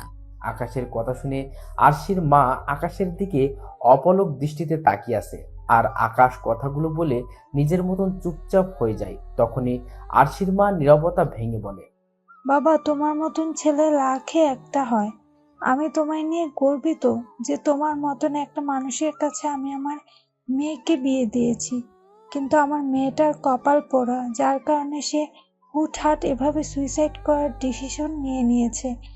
না, হয়তো তোমার কাছে সে ভালোবাসায় কমতি পেত না। আমি দোয়া করি তোমার জীবনে সফলতা আসুক, আর কিছুক্ষণ পর হয়তো তোমার মা আসলে আমরা চলে যাব, কিন্তু মাথায় রেখো আমি মানুষটার জন্য তোমার দোয়া আজীবন খোলা থাকবে। আমি বেঁচে থাকতে তোমার জন্য সেই দোয়ার কোনোদিন বন্ধ করব না, কারণ আমার মেয়ে তো তোমার মূল্য দেয়নি, তার হয়ে না হয় আমি তার প্রায়শ্চিত্ত করব। আর শুধু তার জন্যই নয়, তোমার উদার মন মানসিকতার জন্য আমার দোয়ায় সব সময় খোলা রাখবো আমি। আমার মেয়ে মরে গিয়েছে তো কি হয়েছে, আমি মেয়ে হারিয়ে একটা ছেলে পেয়েছি, যা সোনার টুকরোর চাইতেও কম না। আর কোনো উত্তর দিলাম না, চুপচাপ বসে আছি বিছানায়। বিকেলে গ্রাম থেকে ছোট বোন আর মা আসলো। রাতের দিকে আরশির মা আরো বাকি যারা ছিলেন সবাই চলে গেল। এদিকে আমার মা তো পুরো অবাক, কারণ আরশি মারা গিয়েছে এতদিন হলো। অত দেখতে দেখতে আরো 2 সপ্তাহ কেটে গেল। আমি অফিসে যাওয়া একদম অফ করে দিয়েছি। আমি নিজেকে ঠিকঠাক করব কি, উল্টা আরো বিগড়ে যাচ্ছে আমার অবস্থা, কারণ সব সময় খালি আরশির সাথে কাটানো সেই শেষ মুহূর্তটা চোখের সামনে ভেসে ওঠে আমার। ঘুমাতে গেলেও আরশির কথা মনে পড়ে, একাকিত্ব সময় কাটালেও আরশির কথা মনে পড়ে। দিন দিন আরো কড়াভাবে আরশি আমার মনের ভিতরে গেঁথে বসছে। কোনো মতেই তার সাথে কাটানো সেই শেষ মুহূর্তগুলো ভুলতে পারছি না, আর আমি সেসব ভুলতে চাইও না, কারণ মানুষটাকে আমি অনেক বেশি ভালোবাসি। দেখতে দেখতে 1 মাস কেটে গেল আর আমি আরো ভেঙে পড়লাম। আমার অবস্থাও বেগতিক হতে লাগলো, কিন্তু আমার মা হাল ছাড়লো না। তিনি সেই যে এসেছেন আর যাননি, তিনি সব সময় আমাকে ভালো মন্দ বোঝানোর ট্রাই করে। তার উপরে আরশির আম্মুও অনেক বোঝায় ফোন দিয়ে যে আমি সামনের জীবনে না এগোলেও যেন জবটা ঠিকঠাক মতন করি। আজ 1 মাস 3 দিন পুরোপুরি পাগল হয়ে গিয়েছি আমি। আরশি ছাড়া কিছুই চোখে দেখি না আমি, কিন্তু আমার মায়ের চোখের পানিতে খোদা আমায় সেসব থেকে বের করে আনে। মা আমার হাত ধরে চোখের পানি ছেড়ে কান্না করে। তখন আবার টিনাকে কথা দেই যে অফিসে জয়েন করব। চুল দাড়ি সমস্ত কিছু মোটামুটি বড় হয়ে গিয়েছে। সেদিন বিকালে চুল দাড়ি কেটে পরের দিন অফিসে চলে গেলাম। অফিসে গিয়ে দেখি আমার জায়গায় অন্য ম্যানেজার নিয়েছে সেই অফিসার। আমি সোজা আমার কেবিনে চলে গেলাম। অফিসের সবাই আমার দিকে হা করে তাকিয়ে আছে। তখনই সেই অফিসার আমার রুমে আসে। কি হয়েছে মিস্টার আকাশ সাহেব, আপনি আবার এই অফিসে কেন? এই অফিসে কেন মানে? আমি এখানে চাকরি করি তাই এসেছি। না না, আপনার আর দরকার নেই। আজ 1 মাসের বেশি সময় পর অফিসে এসেছেন আপনি। কি বাপের দিনের সম্পত্তি পেয়েছেন নাকি? এই অফিসে আপনার জায়গায় অন্য একজনকে নিয়ে নিয়েছে আমরা। সো আপনি অন্য কোথাও জব খুঁজুন গিয়ে। স্যার, অতিরিক্ত হয়ে যাচ্ছে না? আমায় বের করার অধিকার কে দিয়েছে আপনাকে? এমডি স্যার বলেছি কি আমার বের করতে? না, তিনি বলেননি, কিন্তু আমি বের করে দিয়েছি। এমনিতেই মাথা আউলে আছে আরশির মৃত্যুর পর থেকে, তার উপরে এই লোকের বাড়াবাড়ি। সোজা গিয়ে ব্যাটার কলার চেপে ধরলাম। কি সমস্যা তোর? অনেক পাওয়ার পেয়ে গেছিস মনে হয় আমি না থাকায়। আকাশ সাহেব, কলার ছাড়ুন আর সম্মানের সহিত অফিস থেকে বেরিয়ে যান। তোর সম্মানের খাতায় আগুন বলে ঠাস করে কানের নিচ বরাবর একটা লাগিয়ে দিলাম। মিস্টার আকাশ, তোর কত বড় সাহস যে তুই আমায় মারিস। এর ফল তুই পাবি। আগের বার বেয়াদবি করার কারণে তুই তো বউকে হারিয়েছিস। এবার তুই নিজেই কবরের তলে যাবি। একটু ধৈর্য ধর শুধু তুই। লোকটার কথা শুনে পায়ের রক্ত পুরো মাথায় উঠে গেল। কি? আমার বউকে হারিয়েছি মানে? তার মানে তুই আমার আরশির সাথে কিছু করেছিস? লোকটা আকাশের কথার কোনো উত্তর না দিয়ে জোরে জোরে অট্ট হাসি হাসছে। এদিকে আকাশের সারা শরীরে তো পুরো আগুন জ্বলছে। সে বুঝে গেছে যে আরশির মৃত্যুর পিছনে এই অফিসারের হাত রয়েছে। সে আর রাগ পুষে রাখতে না পেরে পাশে থাকা একটা কম্পিউটার উঠিয়ে নিয়ে সেই অফিসারের মাথায় বাড়ি দিয়ে বসে। এত জোরে আকাশ লোকটার মাথায় বাড়ি মারে যে কম্পিউটার ভেঙে কয়েক টুকরো হয়ে যায় আর লোকটা অজ্ঞান হয়ে মাটিতে পড়ে যায়। তখনই অফিসারের অনেক কয়েকজন কর্মচারী এসে আকাশকে ধরে সেই অফিসার থেকে দূরে সরিয়ে নিয়ে যায়। আকাশের মাথায় দাউ দাউ করে আগুন জ্বলছে। অন্যদিকে থাইল্যান্ডের একটা রেস্টুরেন্টে বসে আরশি আর অচেনা একটা লোক খাবার খাচ্ছে। লোকটা তখন আরশিকে বলে, জানু, আর কিছু অর্ডার করব? ইবনাথ প্লিজ, আমায় এসব নামে ডেকো না। আমি এখনো তোমায় সেভাবে গ্রহণ করতে পারিনি। আরে বেবি, তুমি এত সংকোচ করছো কেন? এখন গ্রহণ করতে পারোনি তো কি হয়েছে? পরে তো ঠিকই আমায় গ্রহণ করবে। আর তাছাড়া এখন থেকে তোমায় এসব নামে ডাকার অভ্যাস করছি। এতে করে দুজনেরই লাভ রয়েছে। আমার লাভ হচ্ছে পরে তোমায় ভালোবেসে এসব নাম ধরে ডাকতে সংকোচ লাগবে না। আর তোমার লাভ হচ্ছে তুমি তাড়াতাড়ি আমার উপরে ফোকাস করতে পারবে। ইবনাথ প্লিজ স্টপ। আমার এই সমস্ত কথাবার্তা ভালো লাগছে না। প্লিজ, তুমি আমায় প্রেসার দিয়ে এত তাড়াতাড়ি মানুষটার স্মৃতি ভোলাতে জোর করেও না। কিছুটা সময় পোয়ালে আপনা আপনি মানুষটা আমার মন থেকে মুছে যাবে। আচ্ছা ঠিক আছে, যাও। আমি তোমায় আর মানসিকভাবে তাড়না বা ফোর্স করবো না। তোমার যখন সময় হবে তুমি তখন এই আমায় আপন করে নিও। আর এবার বলো যে আরো কিছু অর্ডার করবো কিনা। না, আমার আর কিচ্ছু লাগবে না। আমার এই সমস্ত খাবারগুলো তুমি একাই খেয়ে নাও। আমি ফ্ল্যাটে চলে যাচ্ছি। তুমিও তোমার মন চাইলে চলে যেও বাসায়। পরে আমি তোমার সাথে ফোনে কথা বলে নিব। আরে আরশি, কি হয়েছে তোমার? হঠাৎ এমন অদ্ভুত আচরণ করছো কেন? আমি তো বললাম আমি তোমায় আর জোর করব না সেসব বিষয় নিয়ে। তারপরেও কেন এমন করছো? তা না হয় করবে না, কিন্তু এখন কেন যেন আমার দম আটকে আসছে। আমার কোনো কিছুই ভালো লাগে না, তাই আমি চলে যাচ্ছি। আচ্ছা ঠিক আছে, চলো। তবে আমি এগিয়ে দিয়ে আসি। না, তার কোনো দরকার নেই। আমি একা একাই যেতে পারবো। চললাম আমি। আরশি হেঁটে রেস্টুরেন্টের বাইরে চলে আসে। পরে একটা গাড়ি নিয়ে তার ফ্ল্যাটে চলে যায়। আর এদিকে রাগে আকাশের সারা শরীর গিরগির করে কাঁপছে। তার শরীরে রক্ত ফুটন্ত অগ্নির লাভার মতন টকবক করছে। সে পারছে না সেই অফিসারকে গিলে খেয়ে ফেলতে, কিন্তু কর্মচারীদের জন্য সে কিছু করতে পারছে না। আকাশের ভয়ঙ্কর রূপ দেখে সারা অফিস নিস্তব্ধ হয়ে যায়। কারোর মুখে কোনো কথা নেই। আর আকাশের অবর্তমানে সেই ম্যানেজার অফিসে জয়েন করেছে। সে ভয়ে অফিস থেকে পালিয়ে যায়, কারণ সে থাকলে নির্ঘাত এখন মারা পড়বে আকাশের হাতে। দীর্ঘ 2 ঘন্টা কেটে যায়, কিন্তু আকাশের রাগ ঠান্ডা হওয়ার কোনো নাম গন্ধ নিচ্ছে না। বেশ কিছু কর্মচারী নিজের কাজ ফেলে আকাশকে শান্ত করার কাজে লেগে রয়েছে। তখন তার মধ্যে থেকে একজন কর্মচারী আকাশকে বলে, স্যার, লোকটা অফিসে এসেছে শুক্র শুক্র মিলে 2 সপ্তাহ হয়নি, কিন্তু এর মাঝে নিজের পাওয়ার খাটাতে শুরু করে দিয়েছে। আর আপনি অফিসে না থাকায় তো আমাদের গুণধর অফিসার সাহেব পুরো অফিসের রাজত্ব পেয়ে বসেছে, কারণ আপনি ছাড়া তিনি কাউকে পাত্তা দেয় না। পাত্তা দিতে তার বাপও দিবে। এখন তো এসে গেছি, তার কিয়ামত ছুটিয়ে দিব একেবারে। স্যার, আপনি ফিরে আসায় আমরা জীবন ফিরে পেয়েছি। সত্যি বলতে ভিতরে ভিতরে সবাই অনেক খুশি, কারণ আকাশ এমন একটা মানুষ যার ভিতরে কোনো গরিমা নেই। সে পুরো অফিসের ভালো মন্দের দেখাশোনা করে, অথচ সে কখনো কোনো কর্মচারীর সাথে বড় গলায় বা চেঁচিয়ে কথা বলেনি। যেখানে সে চাইলে কর্মচারীর সাথে যেমন তেমন ভাবে ব্যবহার করতে পারে, যেখানে সে চাইলে কর্মচারীকে চাকরি থেকে বের করে দিতে পারে, কিন্তু সে কখনোই কোনো কর্মচারীর মনে আঘাত দেয়নি। তাই সবাই তাকে এতটা ভালোবাসে। লতিফ ভাই একটু বাইরে গিয়ে দেখে আসুন তো জানোয়ারটা এখন অফিসে কিনা। ও এখন অফিসে থাকলে কিন্তু ওর কেয়ার মত ঘটিয়ে দিব আমি। স্যার, তিনাকে হসপিটালে নিয়ে যাওয়া হয়েছে। যাক, বেঁচে গেছে তাহলে আমার হাত থেকে। কিন্তু তাকে আমি এত সহজে ছাড়ছি না, কারণ তার কাছে কিছু প্রশ্নের উত্তর আছে আমার। আকাশের কথা শুনে লতিফ নামের সেই কর্মচারী আকাশকে বলে, স্যার, আপনি আজ বাসায় চলে যান। এদিকটা আমরা দেখে নিব। সমস্ত কাজ আমরা নিজ দায়িত্ব করব, কিন্তু আপনি বাসায় গিয়ে বাসার মানুষের সাথে কিছুটা সময় কাটান, হয়তো আপনার রাগ কিছুটা কমে যাবে। লতিফ ভাই, বাসায় আমি যাব, কিন্তু এই রাগ কখনো কমবে না। আর আমি ইচ্ছা করে কখনোই এই রাগ দমাবো না, কারণ আমার আরশির মৃত্যুর সাথে এই জানোয়ারের কোনো না কোনো হাত রয়েছে। স্যার, তাহলে কোনোভাবেই ওনাকে রেহাই দেয়া চলবে না। সে তো আমি দিবই না। বেটা হসপিটাল থেকে সুস্থ হয়ে ফিরে আসুক একবার, আবার তাকে মেরে হসপিটাল পাঠাবো।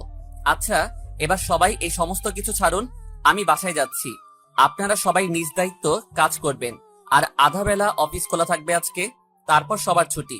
আমি দারোয়ানকে বলে দিয়ে যাব, সে যেন দুপুরে অফিস পুরো আটকে দেয়। ঠিক আছে স্যার। তারপর বাসায় চলে আসলাম, কিন্তু আমার মাথা থেকে কোনোভাবেই সেই অফিসারের কথাটা সরছে না, যে আগেরবার বেয়াদবি করায় বউকে হারিয়েছিস, মানে আরশিকে হারিয়েছি। না, এর রহস্য আমি খুঁজে বের করবই। দরকার হয় এই লোকের প্রাণ নিব, তাও তার মুখ থেকে সত্যিটা আমি বের করেই ছাড়বো। বাসায় আসতেই মা আমার চেহারার অবস্থা দেখে বলতে লাগলো, কি রে বাবা, কি হয়েছে তোর? তোর চেহারা এমন 12টা বেজে আছে কেন? কার উপরে রাগ হয়ে আছিস তুই? আরে মা বলো না, আমার অফিসে যেই অফিসারটা আছে তার সাথে। কি বলিস? তার এত সাহস আসলো কোথা থেকে যে সে তোর সাথে বাড়াবাড়ি করে? তুই তো চাইলেই তাকে অফিস থেকে বের করে দিতে পারিস, তাহলে বাড়াবাড়ি করে কিভাবে? আর বাড়াবাড়ি করার কারণটা কি? মা, আমি না থাকায় সে আমার জায়গায় অন্য একজন ম্যানেজার নিয়েছে, তাই আজ অফিসে গিয়ে রেগে গিয়েছি। কিন্তু সেও তর্ক শুরু করেছে। পরে এক পর্যায়ে একটা লাগিয়ে দিয়েছি, আর সে আমায় হুমকি দেয় আর বলে তার সাথে আগে একবার বেয়াদবি করার কারণে নাকি আমি আরশিকে হারিয়েছি। কি? তার মানে সে লোক জানে আরশির মৃত্যুর রহস্য? না হয় সে জড়িত আছে আরশির মৃত্যুর সাথে? মা, হয়তোবা আছে। তাই তো সেই কথা শুনে আরো রেগে গিয়ে কম্পিউটার তুলে তার মাথায় মেরেছি। বাবা, এসব করতে যাস না, শান্ত মাথায় কাজ নে তুই। মা, যা মাথা গরম করার তা করে ফেলেছি, সামনে আর করব না। ভালোই ভালো সব বললে তো বললই, না হয় তাকে ছাড়বো না, আমি আবারও মেরে হসপিটাল পাঠাবো। আচ্ছা, সেসব পরে দেখা যাবে, আগে যা ফ্রেশ হয়ে নে, আমি শরবত বানিয়ে দিচ্ছি। ব্যাগ রেখে ফ্রেশ হয়ে এসে খাটের উপরে বসে আছি। মা কিছুক্ষণ পর শরবত করে এনে দিল। শরবত খেয়ে বিছানায় গা এলিয়ে দিয়ে রেস্ট করছি। দেখতে দেখতে কয়েকটা দিন কেটে গেল। আমি ঠিকঠাক মতন অফিস করতে লাগলাম, কিন্তু সেই অফিসার এখনো অফিসে আসেনি, কারণ মাথায় কড়াভাবে লেগেছে তার। দেখতে দেখতে আরো 10 দিন কেটে গেল। সেই অফিসার সুস্থ হয়ে অফিসে আসে। সে অফিসে এসেই নিজের কেবিনে চলে যায়, কিন্তু সে আমার সামনে আসে না, কারণ সে বুঝে গেছে আমি কোন জলের মাছ। তার মাঝে সেই ছটফটানি ভাবটাও আর নেই।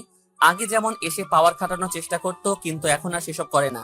কেবিনে এসে চুপচাপ বসে বসে অফিস করে পরে বাড়ি চলে যায়। কিন্তু আমি তার চাল চলন দেখে বুঝে নিয়েছি যে সে আমার থেকে পালিয়ে পালিয়ে চলাফেরা করছে।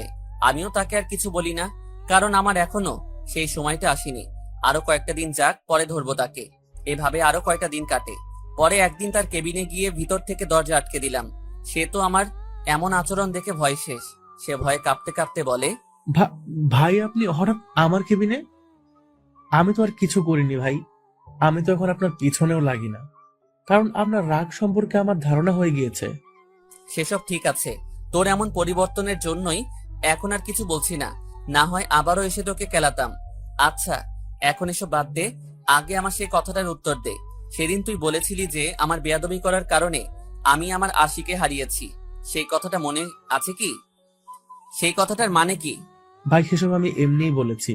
দেখ, মাথা খারাপ করিস না, এবার কিন্তু মাথার উপরে তুলে আছাড় মারবো। ভাই, সত্যি বিশ্বাস করেন, আমি সেই কথাগুলো এমনিই বলেছিলাম। আরশি ম্যামের মৃত্যুর সাথে আমার কোনো সম্পর্ক নেই। আমি সেদিন আপনার সামনে হিরো সাজার জন্য সেই কথাগুলো বলেছিলাম। তাছাড়া এসবে আমার কোনো হাতও নেই। আর আমি খামোখা আরশি ম্যামকে কেন মারতে যাব? তিনি আমার কি ক্ষতি করেছেন? ভাই বিশ্বাস করেন, সত্যি বলছি ভাই, আমি সেসব কিছুই করিনি। জাস্ট আপনার সামনে পার্ট নেওয়ার জন্য আরশি ম্যামের মৃত্যুর বিষয়টা থেকে ফায়দা লুটেছি। ভেবেছি সেসব বললে আপনাকে আঘাত করা যাবে। সত্যি বলছিস তো তুই এসব কথা? ভাই সত্যি বলছি। ঠিক আছে, যা বেঁচে গেলি, কিন্তু মনে রাখিস আরশির মৃত্যুর রহস্য আমি বের করবই। আরশির মৃত্যুর সাথে যদি কেউ জড়িত থাকে তাহলে কিন্তু তার কিয়ামত আমি রটিয়ে দিব। সাবধানে থাকিস কিন্তু। ভাই সেসব কিছুর সাথে যদি আমার কিছুটা হলেও সম্পর্ক থাকে তাহলে আপনি আমার বিচার করেন। মানুষটার কেবিন থেকে চলে আসলাম। ভিতরটা কেমন যেন হাই হতাশ করছে, কারণ এতদিন একটা আশা ছিল যে এই মানুষটা থেকে আরশির মৃত্যুর রহস্য খুঁজে পাবো, কিন্তু এখন দেখি এই মানুষটাও কিছু জানেন না। তবে আমি হাল ছাড়বো না, আমি আরশির মৃত্যুর রহস্য খুঁজে বের করবই। এইভাবে দীর্ঘ 11টা মাস কেটে গেল, কিন্তু আমি আরশির মৃত্যুর রহস্য খুঁজে বের করতে পারলাম না। এখন এসে নিজেকেই তুচ্ছ মনে হচ্ছে যে আমি মানুষটার মৃত্যুর রহস্য খুঁজে বের করতে পারলাম না। নিজেকে নিজের কাছেই অযোগ্য বলে মনে হচ্ছে। দেয়ালের সাথে পিঠ ঠেকিয়ে মুখ চেপে কান্না করছি মানুষটার জন্য। অবশ্য এই জিনিসটা আজ প্রথম নয়, রোজ রাতেই মানুষটার জন্য চোখের পানি ছেড়ে কান্না করি। একাকিত্ব সময়টাতে মানুষটার কথা চিন্তা করে কাটিয়ে দেই, কিন্তু মানুষটা আজ আমার কাছে নেই। মানুষটার চিন্তায় চিন্তায় এক প্রকারের মানসিক প্রতিবন্ধী হয়ে গিয়েছি আমি। উপরে দেখলে সবাই আমায় ঠিকঠাক দেখতে পাই, কিন্তু ভিতর থেকে পুরোপুরি তার উল্টো। আমি হেরে গেলাম নিজের কাছেই। আজ ভাঙাচোরা মনে আরো বেশি আঘাত লেগেছে, কারণ আজ আর মন সায় দিচ্ছে না। আজ আর মন বলছে না যে মানুষটার মৃত্যুর রহস্য আমি আর খুঁজে বের করতে পারবো। পুরোপুরি নীরব হয়ে গেলাম আমি। ইচ্ছে করছে নিজেকে উপরওয়ালার হাতে সঁপে দেই। হে খোদা, তুমি আমায় নিয়ে যাও, আমার যে আর এত কষ্ট সহ্য হয় না। সেদিনের পর থেকে আকাশ নিজেকে 4 দেওয়ালের মাঝে বন্দি করে ফেলে। মানুষটা কষ্টের পাহাড় বুকে নিয়ে যন্ত্রণায় কাতরাচ্ছে, আর অপরদিকে আরশি ইবনাতের সাথে পুরোপুরি মিশে গিয়েছে। তার মাঝে এখন আর আকাশের কোনো অস্তিত্বই অবশিষ্ট নেই। সে আর ইবানাত নদীর পাড়ে বসে আছে। আরশি ইবানাতের কাঁধে মাথা রেখে শুয়ে আছে। দুজনে মিলে প্ল্যান করছে কি করে তারা লাইফে আগাবে। তখনই আরশি ইবানাতকে বলে, না চলো আমরা দেশে ফিরে যাই, তারপর না হয় আমরা বিয়ে করে নেব, তারপর দুজন মিলে ছোট্ট একটা সংসার শুরু করব। সে তো যাবই, কিন্তু সেই মানুষটা এসে যদি তোমার সামনে দাঁড়ায় আবার, তখন তুমি কি করবে? কি আর করব, পা থেকে জুতো খুলে তার মুখে মেরে দিব, কারণ তার মতন ছোট লোক আমার ভালোবাসার যোগ্য না। সো তুমি টেনশন নিও না, আমি তোমাকেই বিয়ে করব। তাহলে ঠিক আছে, চলো আগামী পরশু আমরা দেশের জন্য রওনা হব। ঠিক আছে। আরশি আর সেই ইবানাত নামের ছেলেটা দেশে আসার প্ল্যান সাজিয়ে ফেলে। এদিকে রাতের বেলায় আকাশের কাছে একটা ফোন আসে। কে আপনি? আকাশ, তুই আমায় ভুলে গেছিস? আসলে আমার মনে পড়ছে না, কারণ আমার ভিতরটা অনেক দুর্বল হয়ে গিয়েছে। স্মৃতিশক্তিও কেমন যেন লোপ পাচ্ছে। আগের মতন সবকিছু মাথায় রাখতে পারি না এখন। আমি রাফি, যে তোর ক্লাসমেট ছিলাম। তোর সাথে আমার কত ঘনিষ্ঠ বন্ধুত্ব ছিল। তোর বিয়েতেও তো এসেছিলাম, কিন্তু তোর বিয়েতে দ্বিতীয় দিন আর আমার জব হয়ে যায়, তাই তোর বিয়ে সম্পূর্ণ না করেই চলে আসি। পরে এত পরিমাণ বিজি হয়ে পড়ি চাকরি জীবনে যে তোর সাথে, কিন্তু অবশ্যই মাঝে বেশ কয়েকবার ফোন দিয়েছিলাম, বাট তোর সেই নাম্বার বন্ধ দেখিয়েছে। কিন্তু আজ একজন থেকে ইমার্জেন্সি ভাবে তোর নাম্বার নিলাম। ও দোস্ত, কেমন আছিস? ভালো রে, তুই কেমন আছিস? অবশ্যই তোর কথাবার্তায় বোঝা যাচ্ছে তুই কেমন আছিস। বুঝেই তো নিয়েছিস। আচ্ছা শোন, তোকে কিছু বলার আছে। দোস্ত, তোর সমস্ত কিছুই আমি শুনেছি, যে আয়ুষী সুইসাইড করেছে, কিন্তু আমি এই সাতার মাথার চাকরির জন্য আসতে পারিনি। আর তুই ভালো করে জানিস আমার চাকরিটা কেমন। এয়ারপোর্টে জব করি, বেশিরভাগ সময় ওখানেই থাকতে হয়। ঈদে চাঁদের মাঝে মধ্যে বাড়ি গেলে যাই। আচ্ছা শোন, যেটার জন্য এত জরুরি তলব। বল, কি বলবি? দোস্ত, আমি একটু আগে আয়ুষী ভাবির মতো কাউকে দেখলাম অন্য একটা লোকের সাথে।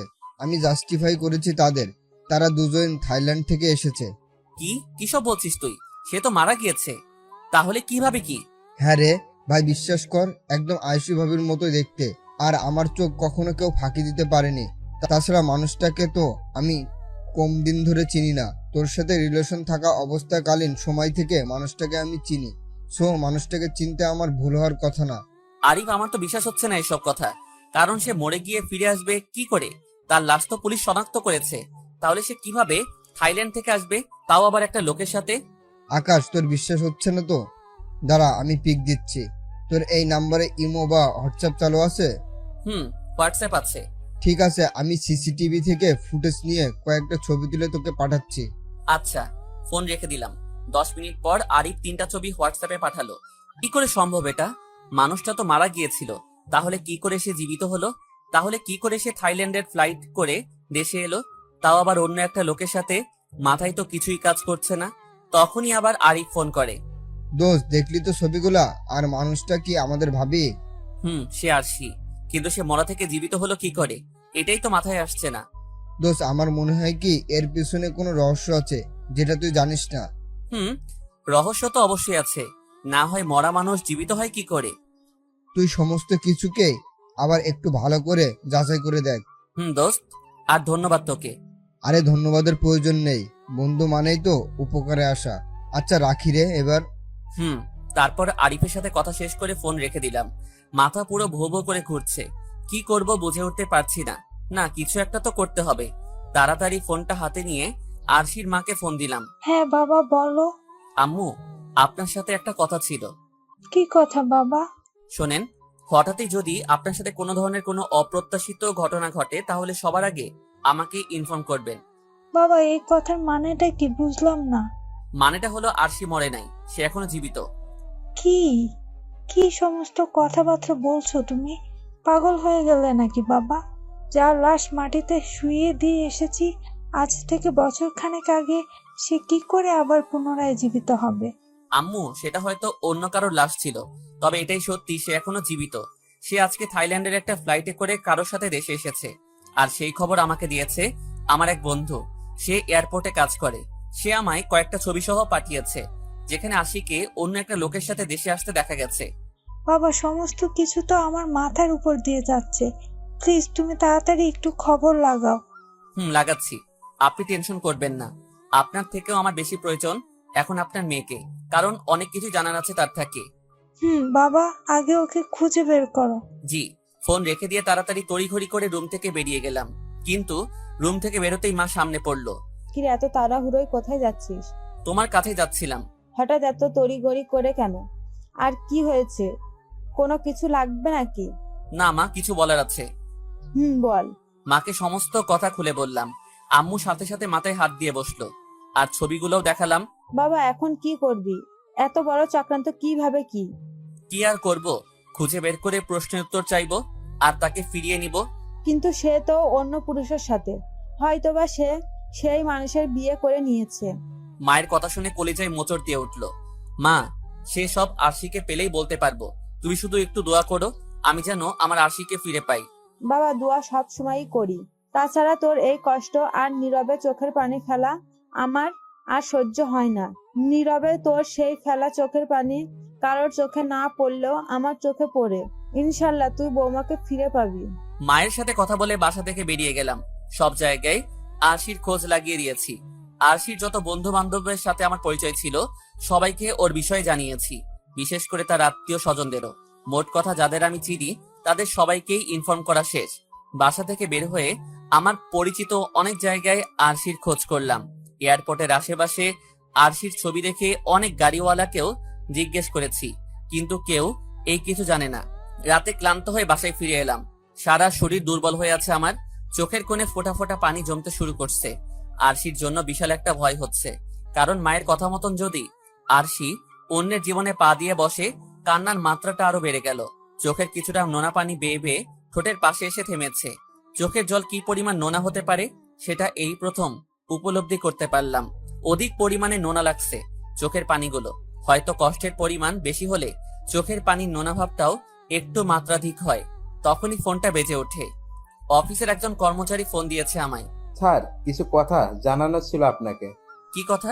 স্যার, জানি না আপনি কি কারণে কয়েকদিন ধরে অফিসে আসছেন না, তবে আপনি যেদিন থেকে অফিসে আসছেন না সেদিন থেকে সেই অফিসারও অফিসে আসছে না। আমরা সকল কর্মচারী কাজের আগামাথা কিছুই বুঝে উঠতে পারছি না।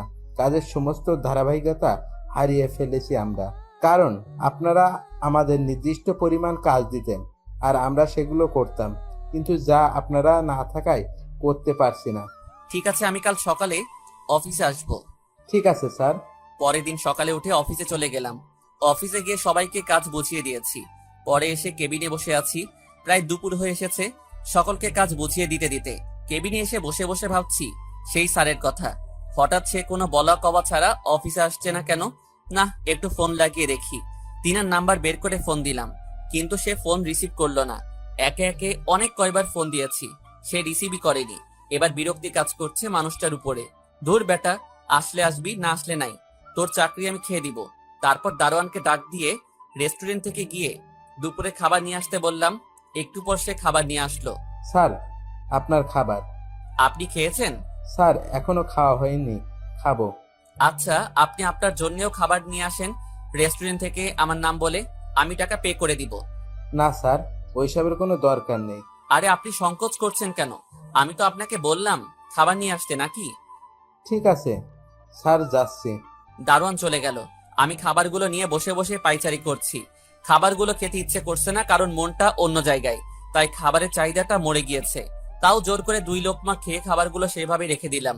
বিকেল বেলায় অফিস টাইম শেষ করে গাড়িতে উঠবো, তখনই আরশির এক কাজিন আমায় ফোন দেয়, যে কিনা রিহার ছোট বোন, নাম হচ্ছে তিন্নি। ভাইয়া, আপনার সাথে একটা কথা ছিল। কি কথা? আরশির খোঁজ পেয়েছো? না ভাইয়া, পাইনি। তবে অন্য একটা বিষয় জানানোর আছে আপনাকে। কি কথা বলো? ভাইয়া, রিহা আপু আজকে রাতে একটা লোককে বিয়ে করতে চলেছে। সে তো বেশ ভালো খবর। ভাইয়া, বেশ ভালো খবর না, খবরটা একদমই খারাপ। কারণ বাসার কেউই এই বিয়েতে রাজি নয়। আপু তাও তাকেই বিয়ে করতে চলেছে, কিন্তু বাসার মানুষ রাজি না থাকায় সে বাসা থেকে বেরিয়ে গেছে। আমি শুনতে পেয়েছি সে নাকি তার কিছু বন্ধু বান্ধবের সাহায্যে বিয়েটা করবে। তার বন্ধু বান্ধবরা তাকে সেই মানুষটার সাথে বিয়ে দেওয়ার জন্য ব্যাপক আয়োজনও করেছে। কিন্তু আমাদের কারোর এই মতামত নেই এই বিয়ের প্রতি। তাছাড়া আপু যাকে বিয়ে করতে চাচ্ছে তাকে তো দেখে আমার একদমই পছন্দ হয়নি। আচ্ছা, তোমার আপু যাকে বিয়ে করতে চাইছে তার কোনো পিক আছে? আছে, আমি আপনাকে দিচ্ছি। ঠিক আছে, দাও। আর সে যখন জোরপূর্বক চাইছে, তাহলে তোমরা তাকে বাধা দিও না, বিশেষ করে তুমি, কারণ তুমি ছোট মানুষ। বাধা দিতে গিয়ে পরে খারাপ হয়ে যাবে। আচ্ছা ভাইয়া। ঠিক আছে, তুমি সেই মানুষটার ছবি আমার হোয়াটসঅ্যাপে দাও। তারপর ফোন রেখে দিয়ে গাড়ি ড্রাইভ করছি। তিন্নি ছবি সেন্ড করে দিয়েছে আমার কাছে। গাড়িটা একটু সাইড করে ছবিটা দেখতে লাগলাম। তখনই দেখি সেই মানুষটার কেউ না, সেই মানুষটা হলো আমার অফিসের সেই অফিসার। মানুষটাকে দেখে মাথা তো পুরো নড়ে উঠলো। কি করে সম্ভব এটা? রিহার সাথে আমার সেই অফিসারের সম্পর্ক কি করে? না, আজকে তাদের বিয়েতে যেতে হবে। তিন্নিকে আবার ফোন করে কিছু তথ্য নিলাম। তারপর বাসায় এসে পড়লাম। রাতের বেলায় রেডি হয়ে রিহার বিয়েতে চলে আসলাম, যেখানে যেতেই দেখি একটা বাড়ির ছাদে আয়োজন করা হয়েছে বিয়ের। বাহ, মাশাআল্লাহ, বেশ ভালোভাবেই তো আয়োজন করেছে রিহার বন্ধু বান্ধবরা বিয়ের। তাছাড়া মোটামুটি অনেক মানুষজনই তো এসেছে। আমি আর কোনো কিছু না ভেবে বাড়ির সিঁড়ি বেয়ে উপরে উঠতে লাগলাম। অন্যমনস্ক হয়ে সিঁড়ি বেয়ে বেয়ে উপরে উঠছিলাম, কিন্তু হঠাৎই কারোর সাথে ধাক্কা খেয়ে সিঁড়ির এক পাশে পড়ে গেলাম। আর যার সাথে ধাক্কা খেয়েছি সে এসে আমার গায়ের উপরে পড়লো। আমি নিজেকে সামলে মানুষটার দিকে নজর ঘোরাতে দেখি আরশি আকাশকে এইসব বলে সেখান থেকে হাঁটা দিয়ে নিচে চলে গেল। কিন্তু আকাশ এখনো ঠায় সেখানে দাঁড়িয়ে আছে। তার মাথা দিয়ে কোনো কিছুই যেন ঢুকছে না। হঠাৎ করে তার খেয়াল হয় আরশি নিচে চলে গেছে। তাই সেও আরশির পিছনে পিছনে নিচে যায় আর আরশি বলে চেঁচিয়ে ডাকতে থাকে, কিন্তু সে কোথাও আরশিকে দেখতে পায় না। না, যে করি হোক মেয়েটাকে আমার খুঁজে বের করতে হবে। আমি আজ সারা রাত এই বিয়েতে থাকবো। আশা করি অবশ্যই তার সাথে দেখা হবে আবার আমার। তারপর সিঁড়ি বেয়ে উপরে চলে এলাম। রিহার বন্ধু বান্ধবরা সবাই মিলে রিহার বিয়ে উপভোগ করছে। আমি ছাদের এক কোনায় কিছু চেয়ার রাখা ছিল অতিথিদের জন্য, সেখানে গিয়ে চুপচাপ বসে পড়লাম। আমার আশেপাশে আরো কয়েকজন বসে আছে, সবাই সবার মতন বিয়েটাকে উপভোগ করছে। কিন্তু আমার ভিতরে প্রবল গতিতে তুফান বইছে। কলিজার ভিতরে ভয়ঙ্কর ভাবে মোচড় দিচ্ছে। মনে হচ্ছে যেন এখনই দম আটকে মরে যাব। চোখের কোণেই অনিচ্ছা সত্ত্বেও ফোঁটা ফোঁটা পানি এসে জমতে শুরু করেছে। এক পর্যায়ে সেটা নহরে পরিণত হয়ে গেল। নিজেকে সামলানোর আপ্রাণ চেষ্টা করছি, কিন্তু কোনোভাবেই নিজেকে সামলাতে পারছি না। তাই দৌড়ে চেয়ার থেকে উঠে পাশেই একটা ওয়াশরুম ছিল, সেটাতে চলে গেলাম। কল ছেড়ে হাতে কোষ করে পানি নিয়ে ইচ্ছে মতন চোখ মুখে মারতে শুরু করলাম। যাক, এবার আর কেউ হয়তো বুঝবে না। চোখের পানিও বন্ধ হয়েছে মোটামুটি। হাত মুখ ধুয়ে ফ্রেশ হয়ে ওয়াশরুম থেকে বের হব, তখনই দেখি কেউ একজন ওয়াশরুমে ঢুকছে। মানুষটাকে দেখেই আমার কেমন যেন পরিচিত মনে হচ্ছে। হ্যাঁ, এই মানুষটাকে কোথাও আমি দেখেছি। তখনই মনে পড়লো আরিফের দেওয়া সেই ছবির কথা, যেই ছবি এই লোক আর আরশি থাইল্যান্ড থেকে আসার সময় সিসিটিভিতে ধারণ করা হয়েছিল। মানুষটাকে দেখে বুকের ভিতরে ভূমিকম্পের মতন কম্পন করে উঠল। তার মানে লোকটা সত্যি আরশির কিছু হয়, না হলে সেই ফ্লাইটে করে আসার পর থেকে আরশির আশেপাশে থাকে কেন লোকটা? লোকটাও আমাকে দেখে কেমন যেন চোখ বড় বড় করে তাকিয়ে আছে। আমি তাড়াতাড়ি ওয়াশরুম থেকে বেরিয়ে গেলাম, আবারও এসে সেই চেয়ারটাতে বসেছি যেখানে একটু আগে বসা ছিলাম। ভিতরটা যেন ক্ষত বিক্ষত হয়ে যাচ্ছে লোকটাকে দেখার পর থেকে। ইচ্ছে করছে ছাদ থেকে লাফিয়ে নিজের প্রাণটা দিয়ে দেই, কিন্তু না, আমি এমনটা করব না, কারণ আরশির কাছ থেকে আমার অনেক কিছুই জানার আছে। চেহারা মলিন করে চোখ বুজে চেয়ারের উপর বসে আছি, তখনই পিছন থেকে কেউ একজন এসে আমার কাঁধে হাত রাখে। আমি চোখ খুলে মানুষটার দিকে তাকাতেই দেখি আমার কলিগ রিহাকে, যে কিনা আরশির চাচাতো বোন, আর আজকে তারই বিয়ে। আকাশ, তুই এখানে কি করছিস? তোকে তো আমি দাওয়াতও করিনি। আর তুই আমার বিয়ের খবর পেলি কি করে? কেউ একজন থেকে পেয়েছি, তাই এসেছি তোর বিয়েতে। কেন, আমি কি আসতে পারবো না নাকি তোর বিয়েতে? না, তা পারবি না কেন? অবশ্যই তুই আসতে পারবি, কিন্তু আমার কথা হচ্ছে তুই তুই কি এই বিয়েতে এসে কাউকে দেখেছিস? চোখ পাকিয়ে তাকিয়ে আছি রিহার দিকে, সেও আমার চোখের দিকে তাকিয়ে আছে। রিহার কথার কোনো উত্তর দেইনি আমি। সে আমার চোখের দিকে তাকিয়ে কিছু একটা বুঝতে পারলো, তাই সাথে সাথে সে আমার চোখ থেকে তার চোখ সরিয়ে ফেললো। অন্যদিকে নজর ঘুরিয়ে আবারও সেম প্রশ্নটা করে। আকাশ, তুই কি এই বিয়েতে অন্য কাউকে দেখেছিস? রিহা কি বলতে চাইছে তা কিন্তু শুরুতেই বুঝে গিয়েছি আমি। তোর একটা হাত দে তো রিহা। কেন, কি করবি? দে না। এই নে, ধর। রিহা আকাশের দিকে তার মেহেদি রাঙানো হাত এগিয়ে দেয়। তখনই আকাশ রিয়ার হাতটা ধরে তার বুকে রাখে আর বলে, কিছু অনুভব করছিস তুই? আকাশ রিয়ার হাত টেনে তার বুকে রাখার সেকেন্ড কয়েক ব্যবধানে রিয়ার টান দিয়ে আকাশের বুক থেকে তার হাত সরিয়ে নেয়, কারণ আর কিছুক্ষণ রাখলেই আকাশের ভিতর থেকে কলিজা, হৃৎপিণ্ড, ফুসফুস সমস্ত কিছুই বেরিয়ে তার হাতে চলে আসবে। আকাশের ভিতরে কি ভয়ঙ্কর রকমের তুফান বইছে সেটা তো তার বুকে হাত রেখে বুঝে গিয়েছে। আকাশ আবারও কাঁদতে শুরু করেছে। বেফাস ভাবে আকাশের চোখে এক ফোঁটা পানি রিয়ার হাতের উপরে এসে পড়ে। তখনই রিয়া আবার বলে ওঠে, কলিজা, প্লিজ তুই এখান থেকে চলে যা। তোর দুটো পায়ে ধরি আমি। তোর মতো বন্ধু আমার লাইফে আর কোনোদিনও আসবে না। একটা সময় তোর সাথে আমার অনেক ভালো বন্ধুত্ব ছিল। একজনের কলিজা ছিলাম। এমন শক্ত বন্ধন ছিল আমাদের বন্ধুত্বের। হয়তো এখন নাই, কিন্তু তাও আমি তোকে সেই পুরনো কলিজার সম্পর্কের দোহাই দিয়ে বলছি, তুই প্লিজ চলে যা এখান থেকে। কারণ তুই সবটা সহ্য করতে পারবি না আকাশ। তোর দুটো পায়ে ধরি আকাশ, প্লিজ তুই চলে যা। রিহা, আমার জায়গায় তুই হলে চলে যেতে পারতি। তা না হয় পারতাম না, কিন্তু কলিজা তুই প্লিজ চলে যা এখান থেকে। আমি হয়তো তোর সাথে খারাপ আচরণ করেছি, কিন্তু তোর কষ্ট আর চোখের পানি কোনোদিনই আমার সহ্য হবে না। কারণ তোর কারণেই আমি দুনিয়ায় বেঁচে আছি। তোর শরীরের রক্ত দিয়ে আমার এই দেহ চলাচল করছে। আমি তো সেদিন এই রক্তের অভাবে মরে যেতাম, কিন্তু তুই আমার 3 ব্যাগ রক্ত দিয়ে বাঁচিয়েছিস। যেখানে মানুষ 1 ব্যাগ রক্ত দিলেই ভেঙে পড়ে, সেখানে তুই 3 ব্যাগ রক্ত দিয়েছিলি আমায়। প্লিজ কলিজা না, তুই আমার, চলে যা না এখান থেকে। রিহা, যদি কখনো উপকার করেছি মনে হয় তাহলে প্লিজ আমায় যেতে বলিস না। আমি তোর সম্পূর্ণ বিয়েতে থাকবো। আকাশের উল্টো দোহাই শুনে রিয়ার মুখে তালা লেগে যায়। সে আর কোনো কথা না বলে চুপচাপ সেখান থেকে চলে যায়। আর আকাশ চুপচাপ চোখের পানি মুছে চেয়ারের উপরে বসে আছে। অনেকটা সময় ধরে বসে আছি। বসে থাকতে থাকতে বিরক্ত লাগছে, কিন্তু আরশির দেখা আর পেলাম না। তবে আমি জানি সে এই বিয়ে বাড়িতে অবশ্যই থাকবে। না, একটু গিয়ে বাহির থেকে ঘুরে আসি। বাহির থেকে কিছুটা সময় ঘোরাঘুরি করে আবার পরে আসবো দরকার হয়। যেই ভাবা সেই কাজ। সিঁড়ি বেয়ে নিচে চলে এলাম। নিচে এসে একা একা পায়চারি করতে লাগলাম, কিন্তু ভিতরের অস্থিরতা কোনোভাবেই কমাতে পারছি না। না, আজকে স্মোক করব, দেখি তো পেইন কমে কিনা। রাস্তার পাশের একটা দোকান থেকে অনেক কয়টা সিগারেট নিয়ে হাঁটতে হাঁটতে খেতে লাগলাম। প্রায় ঘন্টাখানিক বাহিরে ছিলাম, সব কয়টা সিগারেটও খেয়ে নিয়েছি, কিন্তু বুকের ভিতরের পেইন বরাবরের মতোই রয়েছে। ধুর, কচু হয় এসব ছাইপাস খেলে। বাহিরে থেকে এসব না খেয়ে বরং ছাদে চলে যাই। আবারও হাঁটতে হাঁটতে ছাদে চলে এলাম। ছাদে আসতে দেখি স্টেজের মধ্যে রিহা এবং আরশি বসে আছে, আর সেই লোকটাও আরশির পাশে বসে আছে। আরশির একদম গা ঘেঁষে বসে আছে সেই লোকটা। আরশি, রিহা এবং সেই লোকটা মিলে হাসাহাসি করছে।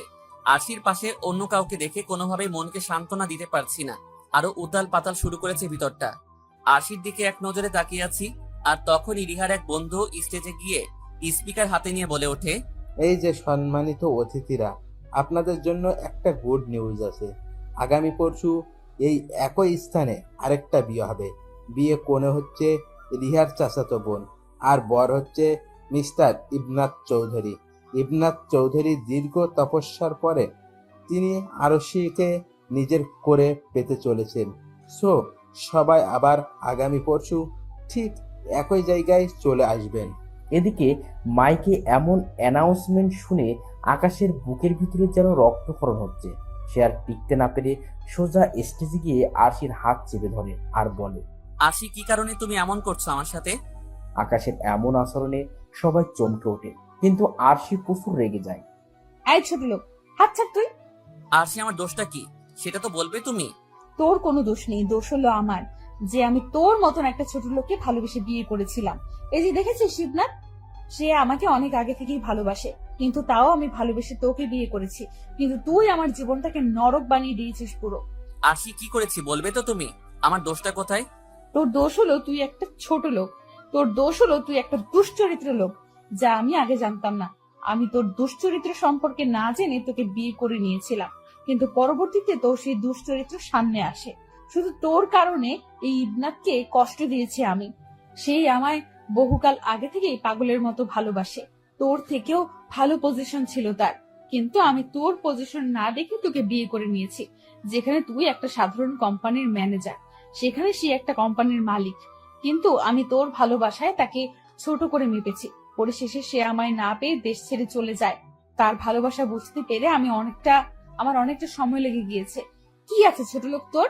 তুই তো ইবনাতের পায়ের সমানও না, কিন্তু তোর থেকে তার অবস্থান অনেক বড় হওয়ার পরেও তোকে আমি ভালোবেসে বিয়ে করেছি, কিন্তু তুই শেষমেশ কি করলি? আমার বোনের সাথে এই নোংরামি করার খেয়াল মাথায় আনলি। বিয়ে শুরুতে তো ভালোই ছিলি, কিন্তু পরে এসে যখন সময় দিস না, তখন খারাপ লাগতো আমার। তাই তোর থেকে একটু দূরত্ব করে নিয়েছিলাম অভিমান করে, কিন্তু তুই সেটাকে অন্যভাবে কাজে লাগালি। তুই আমায় ছেড়ে আমার বোনের সাথে নোংরামো করতে চাইলি।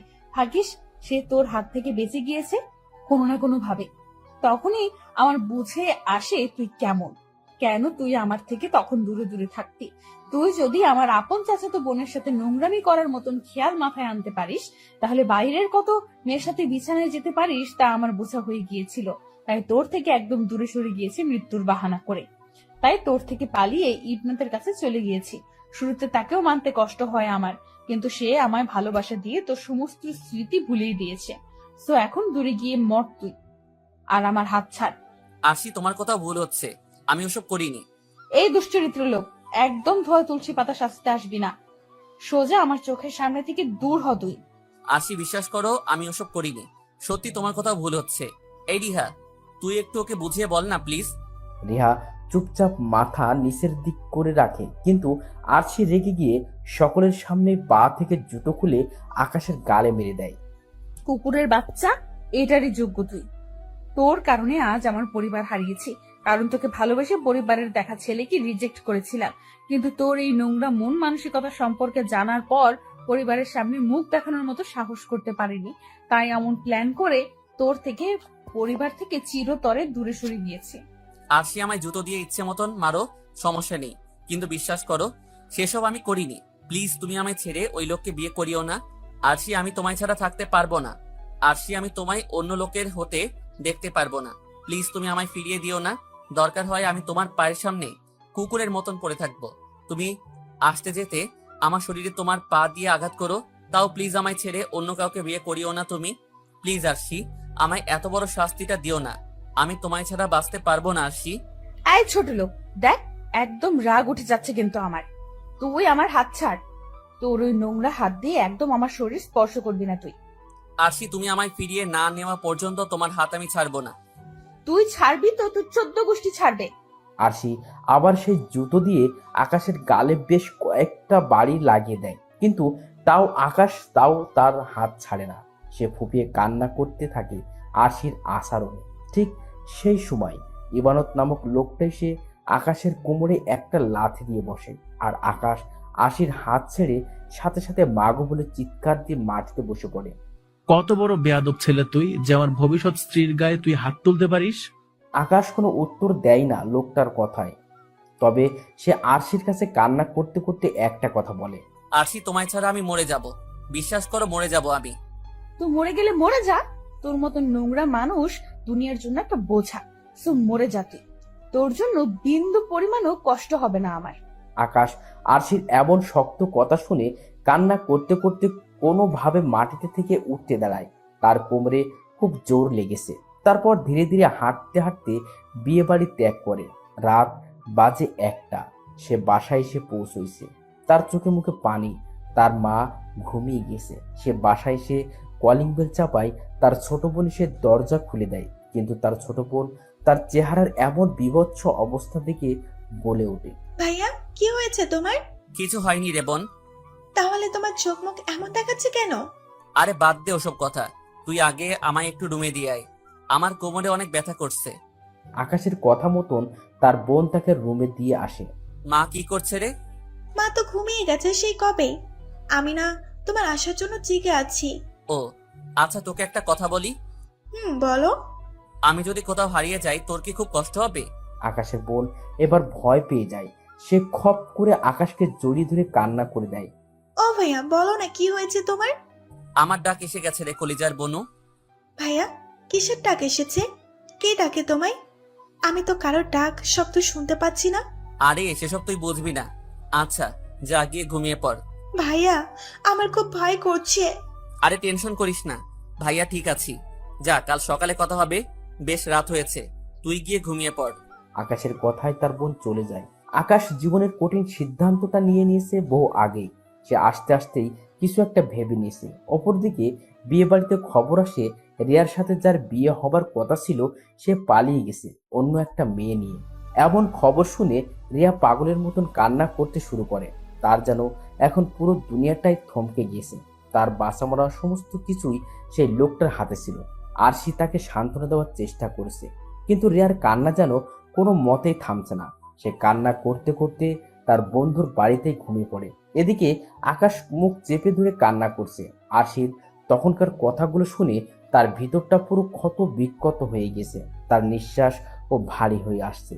সে ঠিকভাবে নিঃশ্বাসও নিতে পারছে না, এতটা কষ্ট হচ্ছে তার। না, আমার কিছু একটা করতে হবে। এত কষ্ট বহন করে হয়তো মরে যাব আমি, কিন্তু সেইটুকু সময়ও আমার সহ্য হচ্ছে না। কারণ এত পরিমাণ যন্ত্রণা বুকে পুষে নিয়ে বাঁচা যায় না। বহুকাল আগে দেখা সেই স্বপ্নটাকেই আজ সত্যি করে দিব। কপালে যেহেতু লেখা আছে কাফনের সেই সাদা কাপড়, তাহলে ভুরি ভুরি যন্ত্রণা বুকে নিয়ে খামোখা বেঁচে থেকে কেন নিব ফাপড়? এর থেকে ভালো নিজের অস্থি ভাসিয়ে দেই নদীর স্রোতের ভেলায়। ভুল ভেঙে গেলে খুঁজে নিও তুমি আমায় কোনো এক হারিয়ে যাওয়া রঙের মেলায়। হয়তো সেদিন তুমি আমায় অশ্রু ভরা চোখে খুঁজবে সারা বেলা, কিন্তু তখন সময় ফুরিয়ে যাবে, বন্ধ হয়ে যাবে ফিরে আসার সমস্ত লীলা খেলা। অপরদিকে সকাল হয়ে গেছে। রিহা পাগলের মতন কান্না করতে করতে সেই যে ঘুমিয়ে গেছে, সেই ঘুমেই সকাল হয়ে গিয়েছে। হঠাৎই রিহার ফোনে রিহার ছোট বোন তিন্নি ফোন করে, কিন্তু রিহা ঘুম। তখনই আরশি ফোনটা রিহার কাছে এনে তাকে ডাক দেয়। আরশিও এই রুমে ঘুমিয়েছে, কিন্তু সকাল হতেই সে ঘুম থেকে উঠে গিয়েছে। এই রিহা আপু, ওঠ না, তোর ছোট বোন তোকে ফোন দিয়েছে। নে ওঠ, কথা বল। রিয়া চোখ কসলাতে কসলাতে ঘুম থেকে উঠে আরশির হাত থেকে ফোনটা নেয়।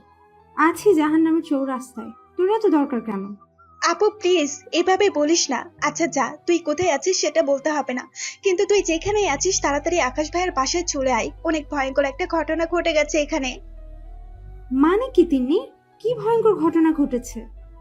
আকাশ ভাই সুইসাইড করেছে। তাকে সবাই ধরাধরি করে হসপিটাল নিয়ে গেছে, কিন্তু সবাই বলছে তেনার নিঃশ্বাস চলছে না, হয়তো তিনি আর বেঁচে নেই। অনেক ভয়ঙ্কর স্টেপ নিয়েছে ভাইয়া, তুই তাড়াতাড়ি আকাশ ভাইয়ের বাসায় আয়। কি কি বলিস তুই এসব? সে কি করেছে? সে ছুরি দিয়ে শুরুতে নিজের পেটের মধ্যে অনেক কয়বার আঘাত করেছে, পরে ফ্যানের সাথে দড়ি বেঁধে সেটাতে নিজের শরীরটাকে ঝুলিয়ে দিয়েছে, কিন্তু ভাগ্যক্রমে সেই ফ্যানটা ঝুলে নিচে পড়ে গিয়েছে। সকালবেলা যখন ভাইয়ার আম্মু রুমে আসে তখন এসে দেখে ভাইয়া মাটির উপরে পড়ে আছে, আর তিনার পেটের ভেতরে অনেকখানি অংশ সেই ক্ষত দিয়ে বেরিয়ে আছে। পরে তিনি চিৎকার করে আশেপাশের মানুষকে ডেকে আনে, আর পরে আমরাও খবর পেয়ে চলে এসেছি। রিয়া তিন্নির মুখে এমন কথা শুনে সজলে চিৎকার করে ওঠে আর কান্না করতে আরম্ভ করে। রিয়ার চিৎকার শুনে আরশি অনেক ভয় পেয়ে যায়। আর সে আকাশের নেই, সে সুইসাইড করেছে। সে সুইসাইড করেছে তো কি হয়েছে? আরো ভালো না হয়েছে। দুনিয়ার বুক থেকে একজন কুলাঙ্গার কমে গিয়েছে। আশি তুই জানিস না তুই কি বলছিস? বিশ্বাস কর, তুই জীবনের সবচেয়ে মূল্যবান জিনিসটা হারিয়ে ফেলেছিস। যা, তুই সারা জীবন কান্না করলেও আর ফিরে পাবি না। বিশ্বাস কর, আকাশের কোনো দোষ নেই রে। মানে কি? মানেটা হলো সমস্ত দোষ আমার আর সেই মানুষটার, যে কিনা গতকাল রাতে আমার সাথে চিট করে পালিয়ে গিয়েছে অন্য মেয়ে নিয়ে। আপু কি সব? সে আমার সাথে নাটক করছে। তবে পরে আমি সেটা জেনে যাই, কিন্তু যখন তাকে আমি ছাড়তে পারছিলাম না, কারণ তাকে অল্প সময়ের মাঝে অনেক বেশি ভালোবেসে ফেলেছিলাম আমি, কিন্তু সে আমায় ছেড়ে চলে যেতে চায়। তখন তাকে আটকালে সে তোর কথা বলে, সে তোকে, যে তোকে তার চাই। আর আমি তখন তাকে ভালোবেসে জিম্মি হয়েছিলাম। সে আমায় বলে তুই তার না হলে কারোর হতে দিব না। আর সেই সময়টাতে নাকি আকাশ তাকে একবার থাপ্পড় মেরেছিল, তাই সে আকাশের উপরে রিভেঞ্জ উঠাবে, সে আকাশের থেকে প্রতিশোধ নিবে। পরে সে একটা প্ল্যান করে যে আকাশকে তোর কাছে খারাপ বানাবে, তাই সে আমায় বলে আকাশের সাথে জোর করে ওসব করতে, তাহলে সে আমায় বিয়ে করবে। পরে আমি তার কথা মতন আকাশকে বাড়িতে নিয়ে গিয়ে ওসব করতে চেষ্টা করি, আর ওসব করার আগে বাসায় ক্যামেরা লাগিয়ে রাখি, কিন্তু সে কোনোভাবেই ওসব করতে রাজি হয় না, বরং বন্ধুত্বের সম্পর্ক নষ্ট করে দিয়ে চলে যায় আমার অমন আচরণে। পরে তাকে জোর করে যেটুকু কাছে টেনেছি তার ভিডিও ক্লিপ আমরা তোকে দিয়েছি। পরে তুই তাকে ভুল বুঝে দূরে সরে যাস আর আমার কাছে এসে কান্না করিস। পরে আমি ইবনাদের সাথে যোগাযোগ করে তোকে ভুলভাল বুঝিয়ে তার কাছে পাঠিয়ে দেই, কারণ সে তোকে অনেক আগে থেকেই ভালোবাসে। আর তখন তাছাড়া কোনো উপায় এই ছিল না আমার কাছে, কারণ তুই দেশে থাকলে আরিয়ান আমায় কখনো বিয়ে করবে না, সে তোর পেছনেই পড়ে থাকবে। তাই তোকে বাহিরে চলে যাওয়ার প্ল্যানটা বলে বোঝাতে থাকি। তখন তোর ভেতরেও রাগ অভিমান ছিল আকাশকে নিয়ে, তাই তুই আমার কথার মতন রাজি হয়ে যেখানে চলে যাস। আর এসব বিষয়ে আরিয়ান তেমন কিছুই জানতো না। তোকে নিয়ে মৃত্যুর প্ল্যান করায় সবাই যেমনটা জেনেছে যে তুই মরে গিয়েছিস, সেও ঠিক তেমনটাই মনে করেছে। পরে আজ 1 বছর ধরে বুঝিয়ে তাকে লাইনে এনেছি বিয়ের জন্য।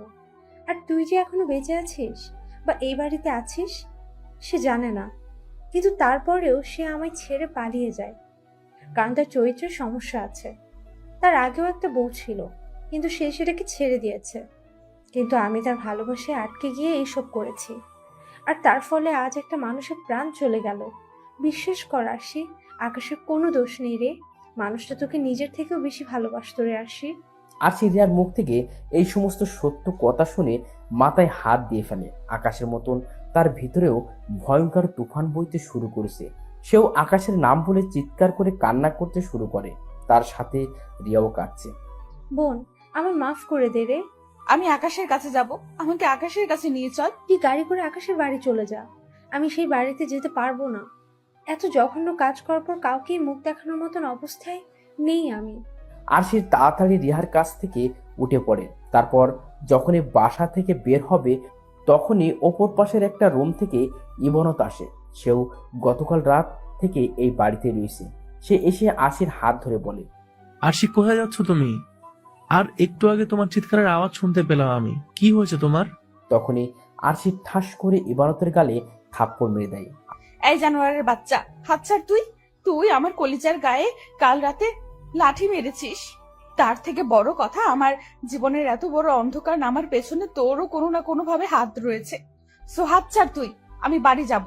আরশি হ্যাসকা টান দিয়ে ইবানত থেকে তার হাত ছাড়িয়ে নেয়। পরে সে একটা গাড়ি নিয়ে আকাশের বাড়িতে চলে যায়। সেখানে যেতে দেখে পুরো বাড়িতে কান্নার রোল পড়ছে। সবাই আকাশের জন্য কান্নাকাটি করছে। সেই সবার মধ্যে আরশির মাও রয়েছে। তিনিও আকাশের জন্য চোখের পানি ছেড়ে কান্না করছেন। এদিকে বাড়ির মানুষজন সবাই আরশিকে দেখে অবাক, কিন্তু কেউ তাকে কিছু জিজ্ঞেস করার অবস্থাতে নেই। আর তাছাড়া আরশির মা এবং অনেকেই জানে যে আরশি জীবিত। আরশি চুপচাপ আকাশের বাড়িতে ঢোকে। সবার কান্না দেখে তার বুক ফেটে কান্না আসছে। সে কত বড় ভুল নিয়ে বসবাস করছিল এই একটা বছর, সেটা সে আজ উপলব্ধি করতে পারছে। না, আমার আকাশকে চাই। আমার আকাশের কিছু হলে আমি এই দুনিয়ার বুকে জীবিত থাকতে পারবো না। আমাকে যে করেই হোক আকাশকে লাগবে। এবার সে আর নিজেকে দমিয়ে রাখতে পারে না। ফ্লোরে বসে শব্দ করে কান্না করে দেয়। এতটা সময় কান্না করতে করতে এখনের কান্নাটা তার ভিন্ন। কাউকে হারিয়ে ফেলার ভয়ে যখন মানুষ বিভৎসভাবে কাঁদে, আরশির এখানের কান্নাটা হলো সেই কান্না। কিন্তু কি আর করার, সময় থাকতে মানুষ মূল্য না দিয়ে হারিয়ে ফেলার পর মূল্য দিলে সেটার কাজে আসে না। ঠিক সেই সময় হসপিটাল থেকে একটা খবর আসে যে আকাশ আর বেঁচে নেই। তার প্রাণ আরো 4 ঘন্টা আগে চলে গিয়েছে, আর তারা আকাশের লাশটা নিয়ে বাড়ি ফিরছে। আরশিদ যখন এই খবর শোনে তখন সে ভয়ানক একটা চিল্লানি দিয়ে সারা বাড়ি মাথায় তুলে ফেলে। তার এতটা কষ্ট হচ্ছে আকাশের জন্য, মনে হয় যেন তাকে জীবিত শুইয়ে রেখে ছুরি দিয়ে তার ভিতর থেকে কলিজাটাকে কেউ ছিনিয়ে বের করছে। আরশির মা আরশির চিল্লানি শুনে অন্য রুম থেকে এসে আরশির মুখ চিপে ধরে আর বলে, আমার ছেলেটা মরে না গিয়ে তুই মরে গেলে এতটা কষ্ট হতো না, যেত তো এখন কষ্ট হচ্ছে আমার। আরশি তার মায়ের কথা শুনে আরো জোরে কান্না করতে থাকে। তখনই আকাশকে হসপিটাল নিয়ে যাওয়া লোকজনগুলো তার লাশ নিয়ে বাড়িতে ফিরে আসে। আকাশের লাশ থেকে সবার কলিজা ধুপ ধুপ করে কাঁপছে। কারোর যেন বিশ্বাসই হচ্ছে না যে আকাশ আর নেই। কারণ এমন নৌজওয়ান একটা ছেলে নিজের শরীরের উপরে ভয়ঙ্কর অত্যাচার করে নিজেকে শেষ করে দিয়েছে, এটা কেউ এই মানতে পারছে না। বাড়ির সকল মানুষ চিৎকার করে আর্তনাদ করছে আকাশের জন্য। সবার চোখে পানি টলমল করছে। তখনই সেই লোকগুলো ফলের ওপরে পাটি বিছিয়ে তার উপরে আকাশের লাশটাকে রাখে। আকাশের পুরো শরীর সাদা হয়ে গেছে, কারণ সে পেটে ছুরি দিয়ে আঘাত করার এত পরিমাণে ব্লিডিং হয়েছে তার যে শরীরে আর কোনো রক্ত অবশিষ্ট নেই। সবার প্রিয় আকাশ মরা লাশ হয়ে ফ্লোরের ওপরে পড়ে আছে। আকাশের লাশ দেখে তার মা এবং ছোট বোন পাগলের মতন চেঁচিয়ে কাঁদতে শুরু করে। সবাই তাদেরকে সান্ত্বনা দেওয়ার চেষ্টা করেছে, কিন্তু তাতে কি পোষে সমস্ত কিছু? নিজের আপন কাউকে হারালে সেই যন্ত্রণাটুকু শুধু পরিবারের মানুষরাই জানে। অপরদিকে আকাশের এই বিভৎস লাশ থেকে আরশি পুরো রোবট হয়ে গেছে। সে যেন তার মাঝে আর নেই। চোখ থেকে টুপ টুপ করে পানি পড়ছে তার। সে কি করবে ভেবে উঠতে পারছে না। বাড়ির সকল মানুষ আকাশের লাশের সামনে গিয়ে কান্নাকাটি করছে, কিন্তু সে আকাশের লাশের সামনে যাওয়ার মতন সাহস করতে পারছে না।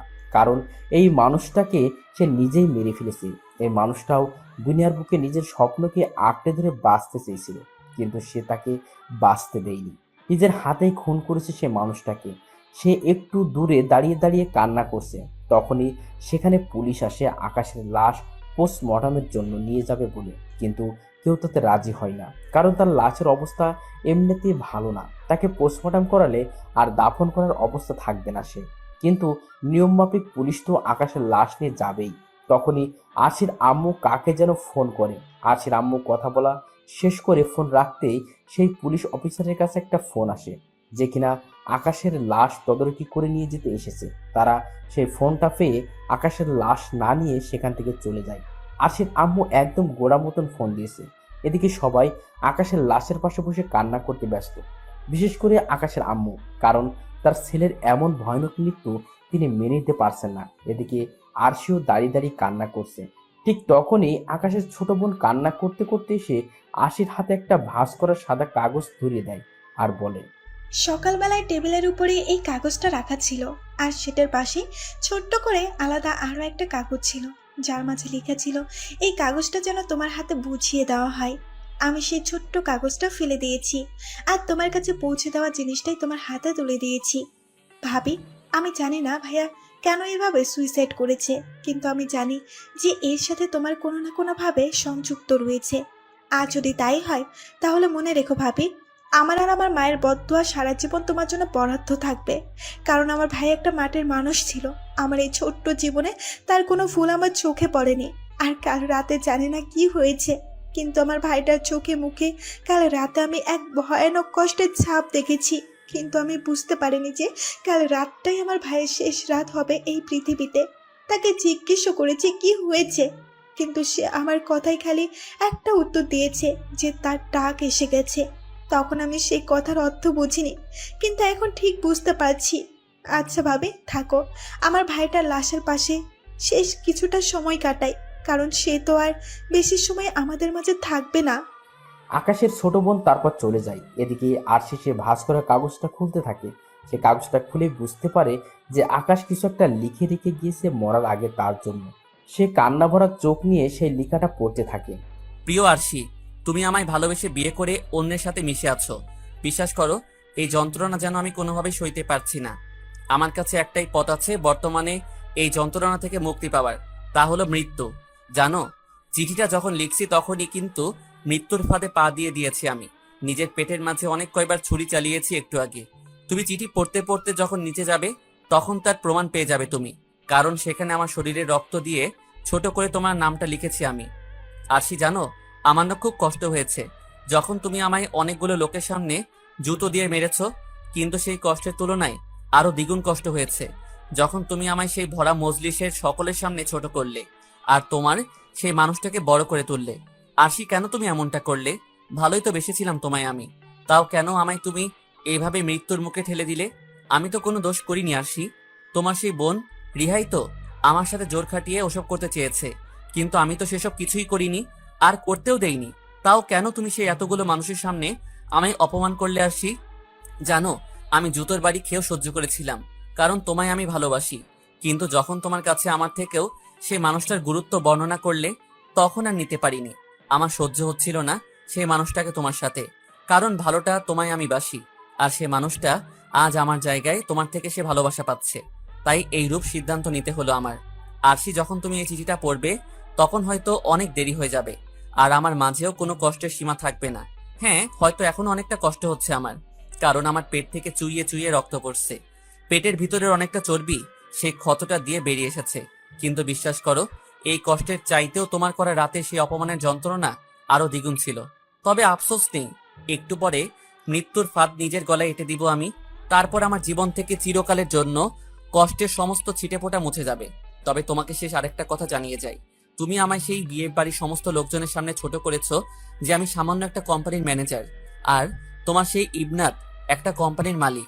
কিন্তু তোমার বলা সেই কথাগুলো সত্যি নয়। তুমি ভেবো না যে আমি তোমায় ছোট করছি, কিন্তু কিছু সত্যি তোমারও জানা উচিত। আমিও তোমার সেই ইবনাত থেকে কোনো দিকে কম নই।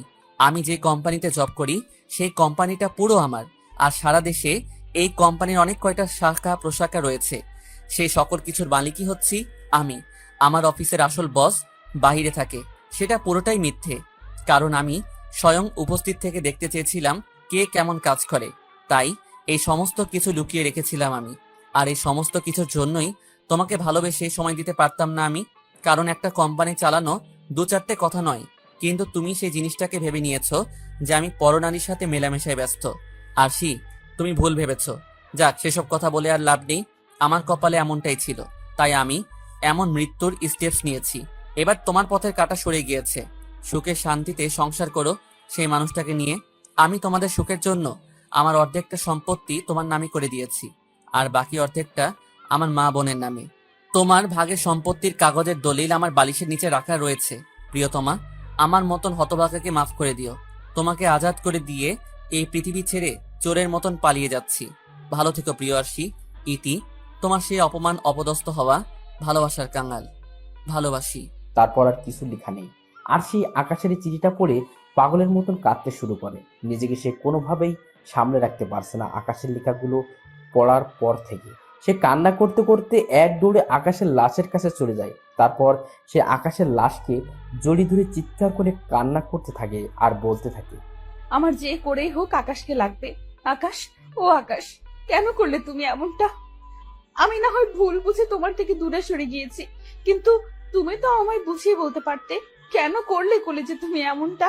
আমি এখন কাকে নিয়ে বেঁচে থাকবো? ও আকাশ, আমার যে আর কেউ রইলো না এই পৃথিবীতে।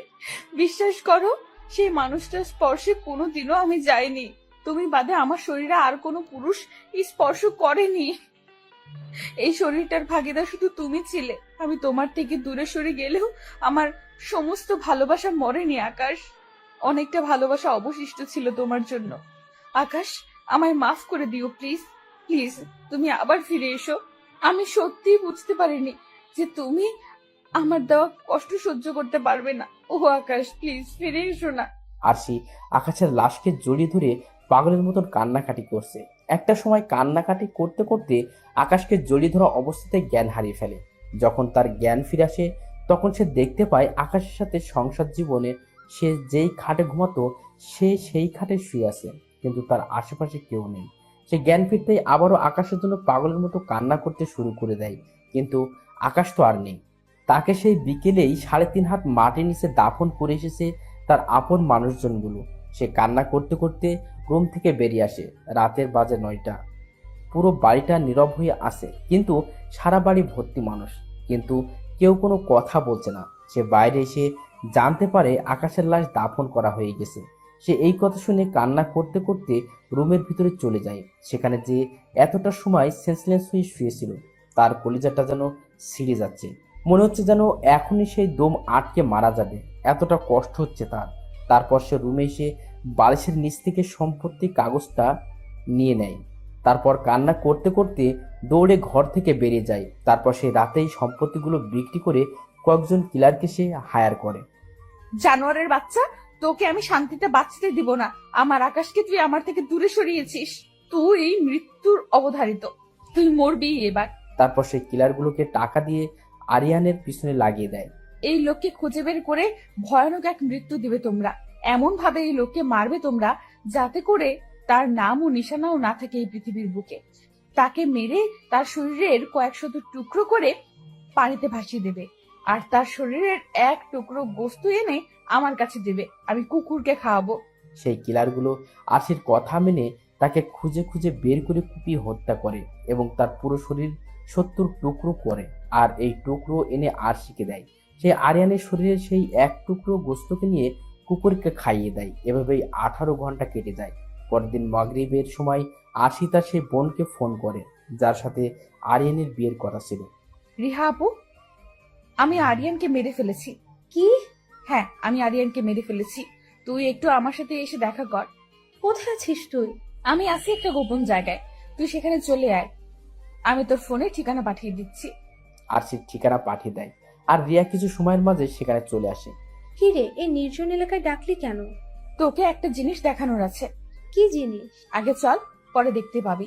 আরশিকে রিয়াকে নিয়ে গিয়ে একটা রুমের মাঝে আটকে দেয়। তারপর সে রুমের চারপাশ কেরাসিন তেল ছিটাতে শুরু করে। তারপর বড় একটা কেরাসিন তেলের টাঙ্কি এবং 5 গজ দড়ি হাতে নিয়ে রুমের ভিতরে ঢুকে ভিতর থেকে দরজা লক করে দেয়। তারপর তেলের টাঙ্কিটা রেখে সোজা গিয়ে রিয়ার চুলের মুঠি শক্ত করে চেপে ধরে। তারপর তাকে টানতে টানতে জানালার গ্রিলের কাছে নিয়ে যায়।